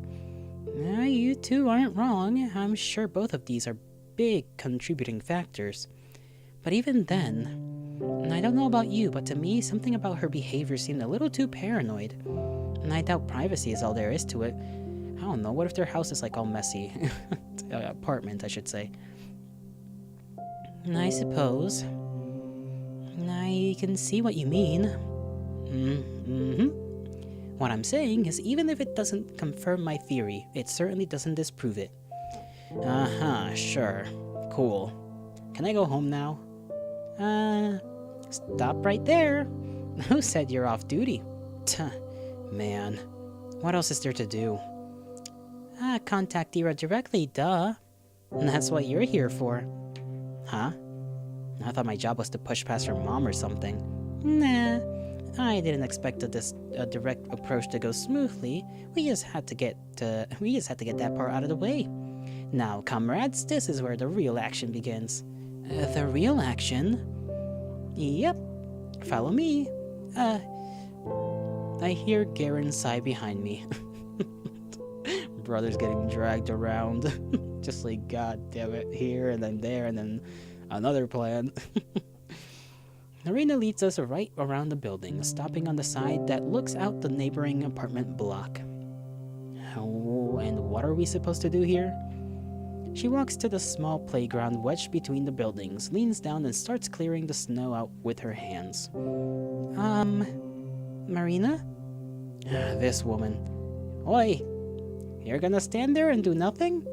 Come on, help me out. With what? Jeez, you guys. Use your heads. We're throwing rocks at Ira's window. Yeah, that couldn't go wrong. Garen shakes his head in disbelief. Well, it's a pretty normal suggestion, all things considered. Is what I'd like to say, but then I look up to the 5th floor, where Ira's room is supposed to be. But isn't it a little too high? Asia, that's what we call a defeatist attitude. If it were the Great Patriotic War, I'd have to shoot you on the spot. What? It really is high, though. Think you can throw that far? No harm in trying. And I'm kinda betting on you to take the shot. Or will that be too hard for you? Of course not. I was talking about your noodle arms, not mine. Marina lets out a smug little laugh. Meanwhile, Garen cautiously looks over the building. So which window was that again? Should be the one over there. Should be the one over there. See? With the teddy bear? Ah! I frantically scanned the apartment complex. A teddy? A teddy? A teddy? A teddy? Oh! Found it! Right there, right where the window to my room would be. There it is. Ira's window. That's the window that she was looking out of every day. The window that she chose to put a plushie on. She did that so that when she looked out of the window, she'd also see her teddy bear. Maybe sometimes she'd hold it in her hands and squeeze it. Does the bear have a name? It has to. I wonder if it's something classic like Misha or Winnie. I suppose Ira could be the type of girl to call a toy the first thing that happened to pop in her head. That does sound like her, but something tells me she didn't do that. And I really think she spent time picking a name that would be the perfect fit. Perhaps the name she went with in the end turned out to be a little unconventional, but it must have felt so right, she couldn't imagine choosing anything else. I can totally picture it. God, that's so cute. So freaking cute. It's too adorable. Ira, you're too adorable. How do you know it's that one? You've said you've never visited. I mean, I've called her outside a couple of times. I see. Then... Garen walks back, trying to calculate the best possible angle. His face doesn't look all too confident. I mean, 5 stories high, you know, that's certainly a shot. Not impossible. You know, you gotta whale that thing. Marina, having dug up some pebbles from the ground, runs up to him and drops a few into his hand. Looks like I'm next in line. I don't think I'll be any good at this. Nonsense! What did I say about defeatism? But 3 small rocks land on my mitten. They're wet and dirty, and the dirt gets tangled in the wool. There's something charming about that. And I look up to see Garen tossing and catching a pebble in his hand. He's eyeing Ira's window with the intensity of a boxer gauging his opponent from across the ring. Well, what you waiting for? Piss off, I need to aim. Right. You're not solving a freaking math equation. Just go for it. That's how the pros do it. Oh yeah? Gonna lead by example? With pleasure. Marina gives both of us a challenging look, then turns to face the block. She takes a couple of steps back, gripping a pebble in her hand. Then she exhales and... Pap! It lands in the snow. Eek! That's not even close! Shut up! It didn't even reach the wall. Come on, she's that bad. Hey, listen, it's the spirit that matters. You think the pros get to national level without a couple of fumbles? No, it's a rocky road. The victory stands with the mindset, a goal-oriented mindset. That's true. Oh yeah, sure, you're gonna go far. With a throw like that, maybe one day you'll make it to the Paralympics. Yeah, big talk for the guy who's yet to make one shot. Why are you still standing there anyways, huh? Scared you won't even fly that far? You suck at bluffing. With a big, almost theatrical swing, Garen shoots his pebble across the yard. It darts a rather scenic arc and bounces off the wall below the second floor. Come on guys, it's not that hard. That's it? Better than your sad excuse for a throw. It's nostalgic. Years pass by, and you still pitch like a toddler. Zip it, Kaplan, or you're catching the next rock. Oh no, we're on a surname basis now. He's serious. You bet your ass I am. Listen here. First one to hit the target wins. Loser buys soda. Ha! Sure, you're on. Asaya, your turn. But do I have to? It's pretty far. Come on, it's just for fun. Can't do much worse than me. Well, if all 3 of us are playing, how do we choose the loser? If the winner is the one who ends the game, we can't have 2 losers, right? Whoever hits the lowest, whatever. Just shoot already. Ah, I'm really no good at this. I'm always the last one in PE. I look up to the 5th floor.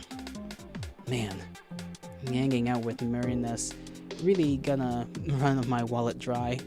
Bye-bye allowance. No, she was right. That's a defeatist attitude. I can't let it bring me down. I've heard stories of people lifting cars in times of crisis. When it's do or die, us humans can pull off athletic feats that should be impossible, so can I. I just need to channel that. I need to get in the zone. Let my inner warrior out. My inner warrior. Yes, that's right. I came from a long lineage of humans. The blood of prehistoric hunters flows in me. The ones that hunted mammoths, ones that chased their prey for days on end. Ah, I think I'm feeling it. I feel it. I can feel the adrenaline pumping. Someone's looking determined. Yeah, that's what I like to see. Show us how it's done. I take my swing. I'm sorry, Marina.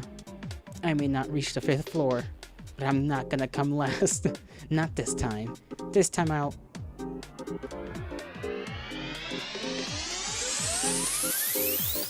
That was a little loud. Ploink. Yikes. Ah, the pebble bounced off the asphalt not even 2 meters away from me. Girl, are we throwing pebbles or boulders? Like, I stand frozen in place. My ancestry. Well, everyone's off to a great start, it seems. This is just sad. Can I just drop out? Please? Marina takes in my pitiful looks and sighs. Yeah, maybe sit this one out. Winning against you will feel kinda sheep. Right, no fun in that. Out of the way then. Capellan, already your wallet. With my Olympic self-esteem in shambles, I scoot to the side. It's okay. Some people are not made for this. It's okay. Whoosh, whoosh, whoosh. One after another, Garen fires off the rest of his ammo. Oh, hit something. Each hit a little higher than the one before, and the last one strikes the 3rd floor window pane. Shit. We all freeze up. Crap. If somebody peeks out and scolds us, we'll draw the eyes of the whole neighborhood. Not that we're being all that inconspicuous to start with, but... Seconds pass. Nobody shows up. We let out a collective exhale. Phew. Vadik, would it kill you to be a smidge more careful? You told me to just go for it. Did I say that? You did. Ah, well. You know, thoughtlessly following orders won't get you anywhere. Some critical thinking goes a long way. So, do we listen to you, or...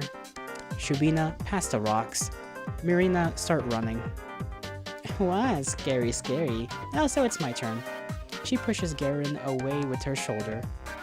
I shouldn't be expecting much considering her first shot, but even though the angle was all wrong, it was quite forceful. If she aimed it just a little better. Marina's pebble shoots up fast and high. Okay. Oh, whoa. It slams dangerously close to the 4th-story window, just above Garen's strongest throw. What? Huh? For a moment, Marina looks surprised at how high she actually managed to hit. Then an arrogant smirk spreads across her face. Yeah, Vadik, I wonder why I called you here at all. But thanks for the help, I guess. You're free to go. Hey. I'm sorry to have dragged you out here. Oh, it's all on me. Oh, it's all on me. Sorry for that. It looks like we can handle this by ourselves after all. See you around. What the hell do you mean, see you around? I'm just getting started over here. Smack. A rock collides with the wall just above the spot Marina's pebble hit. Wow. See that? I'm only revving up. Hey, guys? I point to the ground, where I've etched some lines into the snow. Here, in a scoreboard. Ooh, nice, nice. Way to make yourself useful. Hey, can you drum mine a little higher? Oi, no playing favorites. Yeah, sorry. No cheating, Marina. Jeez, whose side are you on? I like fair games. And I believe in you. Bleh.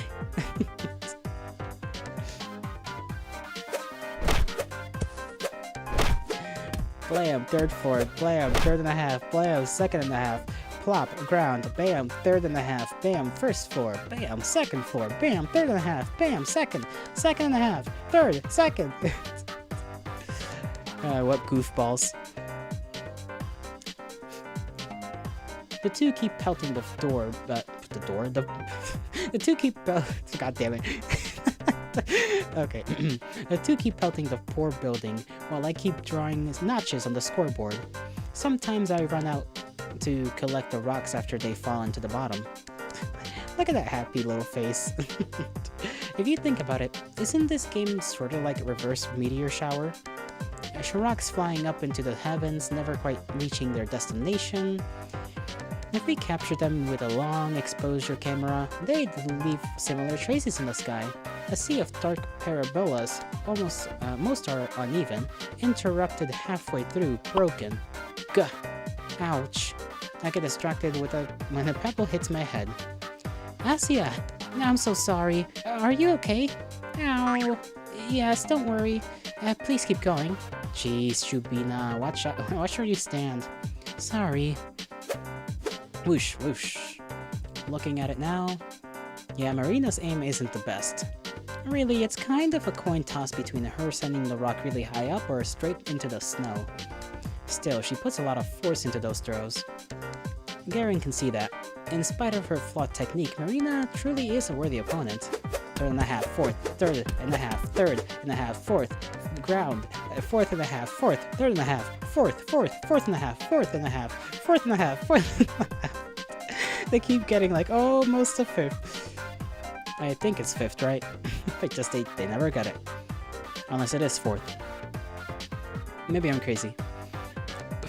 I already forgot the information, gosh darn. Guys, we're almost there. Yeah, watch this, kid. Now I'm gonna knock Ira's window right out. Please don't. Who are you calling kid? Make way! Damn it! Whoa, you almost got it. Seriously. Next one's gonna be it. Count your prayers, Kaplan. And your cash. I'd take cream soda, by the way. Cream soda? Really? That's pretty cute. How is it? Whatever. Actually, it's not very fair to you, is it, Asya? Huh? What do you mean? Vadik, we can't leave the squire out. Squire? The loser buys 2 drinks. One for the winner, one for Asya. If you're so eager to spend more money, be my guest. Oh, well, I like dishes. Hear that? Sure did. And for your information, I'll be having Terun.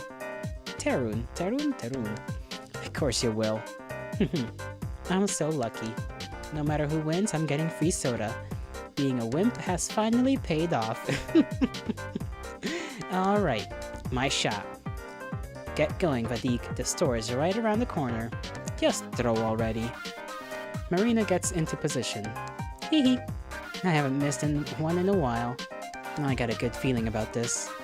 She swings her arm back. Wait. What did she just say? Haven't missed one in a while? Marian's aim is all dumb luck. Much like in gambling, it's best to quit when you're still riding high. Otherwise... Marina, careful! Oh, yeah, they're cooked. Oh, Jesus. That's a strong arm, I guess. Oops. The rock flew fast and high. It went straight into and right through the 4th floor window. Bullseye. What the fuck? Everyone run! Wah! Marina grabs my hand, and before I can finally process the situation, all of us bolt to hide behind the nearest corner. The man's furious voice echoes between the buildings. You shitty brats! Your parents will pay for this, you hear? Kaplan! Don't think I didn't see you! Shit! You idiot! Garen leans against the wall, unable to catch his breath. Shut up, you. This guy recognized me. Hey, maybe he'll make you famous. Frickin' marksman of the century. She punches his shoulder, but lets out a giggle nonetheless. Well, hey, at least I hit a target. One you weren't aiming for. Details, details.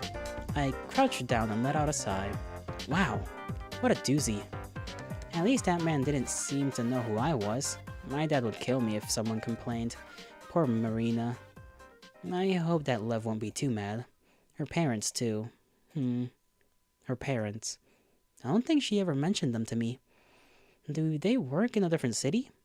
Then why does their daughter live in Vorkuta 5? Maybe I should ask her sometime. I look up at Marina, who's still exchanging verbal jabs with Garen.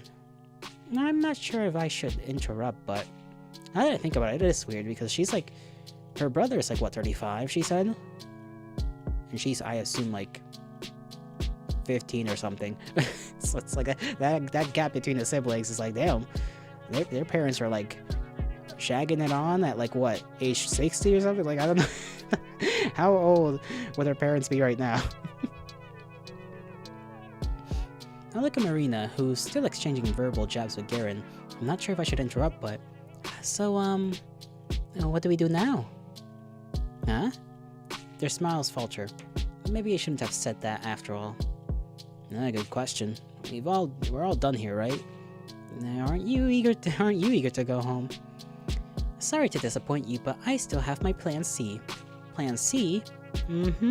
This whole throwing rock at a window strategy isn't exactly foolproof. Even if we reached her floor, maybe people don't usually respond after just one rock, yeah? True. So we'd need to hit that high at least a couple of times. That would be difficult, and even if Ira is there to hear us, who's to say she would respond? If she's really kept in there by force, you'd think she'd be screaming out into the street the first chance she got. So why the hell did we do all that in the first place? There's still a chance that we'd get some sort of reaction. Even if it's just 1 to a million, it's worth a go in my book. Your whole dumb theory hinges on this and that percentage. Yep. I mean, it's not so bad. If we believe Ira is at somebody's house here, then it would be more like 1 to 6,000, right? Exactly. See? No, even less. Most of the apartments here house 2 or more. So it's at least 1 to 3,000. Oh my god, Shubina, who cares? Good thing you barely talk in class. Right. For a minute I forgot who Garen was. Not that I expected to hear anything nice from him, but... Hey, don't talk to her like that. Lay off me. Anyways, why do you need me still? I need to break more windows for no reason? No. We need to get up there. Marina points up towards the roof, towards the top of the apartment block we hid behind. Huh?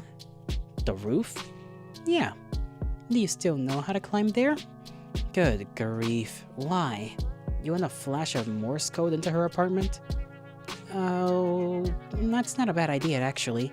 It's a really dumb idea. That probably won't work. Come on, people. There's no harm in trying. Any of you got a flashlight? No, I don't. Like on hand? No. Seriously? Don't all boys carry stuff like that? What boys have you been talking to? Ah, right, my bad.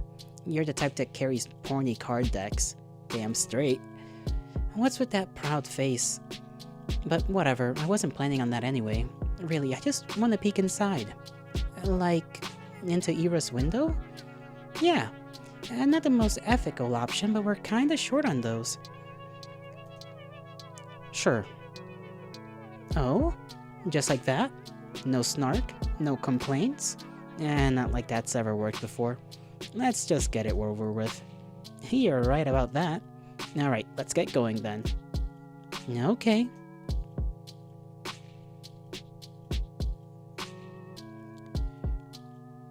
Honestly, it's looking like it's gonna be a tad bit longer before we end up at the next section. So I think I'll end things off here for today. leave it on a bit of a cliffhanger. I don't think anything's really gonna happen. They're at a window, you know, or are going to attempt to climb and check out a window. So I don't expect too much to happen in the first place, yeah? I shall bid thee farewell. I hope y'all have a great rest of your mornings, afternoons, evenings, and nights, wherever and whenever you are. May the gods bless you. May the stars shine in your honor. As for tomorrow, what do we have going on tomorrow? Daggerfall. We do a little dagger falling. So I'll see you whenever I see you all. Take care of yourselves. And have a happy New Year's, I suppose. I almost forgot about that, yeah. If you celebrate that sort of thing, you know? Bye-bye.